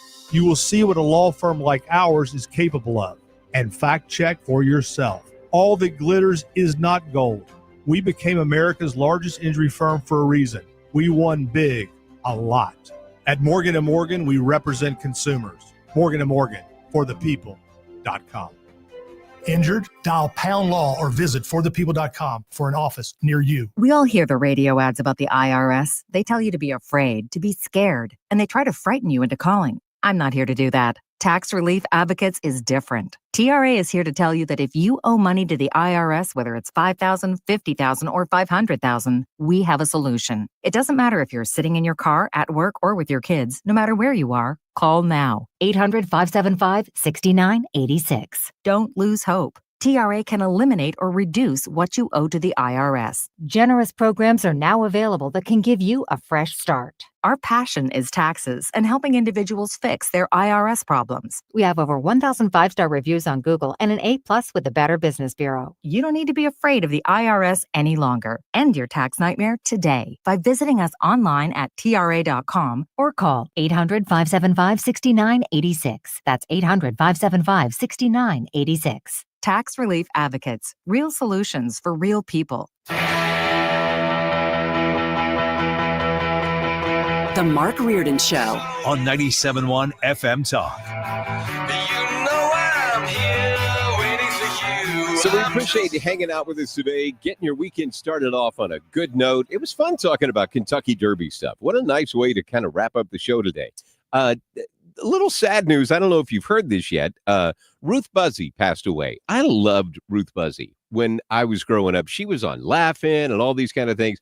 I was just telling the crew earlier that I got bored earlier this week, and I was watching Dean Martin's roast that they used to do. He used to host these things in Vegas. Oh my gosh, Fred loves these. They were so much fun. You had all these folks who would come on. They weren't as blue as they are now. Oh yeah, but they were really funny. They had some really great comedians who came on. So Ruth Buzzy was on one that I watched the other day, and she just had so many different characters. So Ruth Buzzy passed away. She was 88 years old. So good life. We're going to get to our audio cut of the day here in just a second, but on my way out, my friend Ed Watkins out in St. Charles, who's done a ton of stuff across the metro area, he is turning 80 this weekend. So going to meet he and the crew out at Liliana's in Cottleville here in a little bit, and he's got a big 80th birthday party that he is doing tomorrow.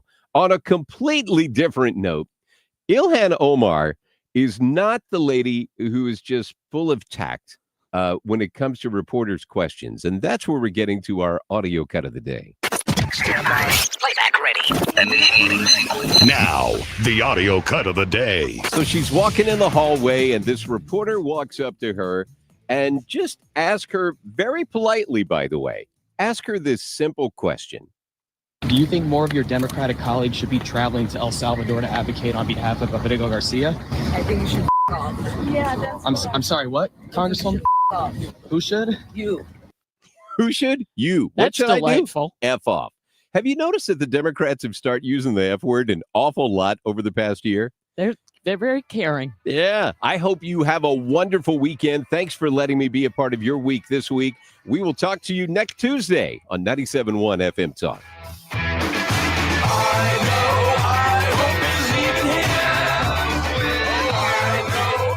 If you missed anything, podcast The Mark Reardon Show at 971talk.com.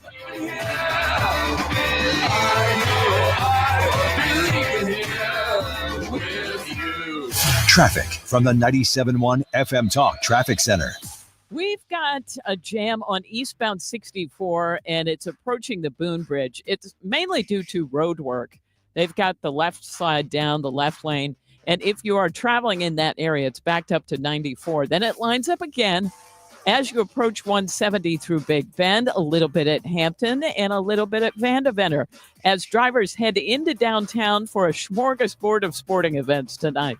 Now, eastbound 70 is a little slow at 141. That's where we had an earlier accident. Then it's jammed from almost Salisbury into downtown. We had an accident, too, coming off the McKinley Bridge. It was actually eastbound, but westbound is jammed as well. 44 westbound slowing in front of the Arch, and volume westbound 5570 from the 64 split across the Poplar. This report brought to you by Point with an E Pest Control. I'm Sue Thomas, and that's traffic on 97.1 FM Talk.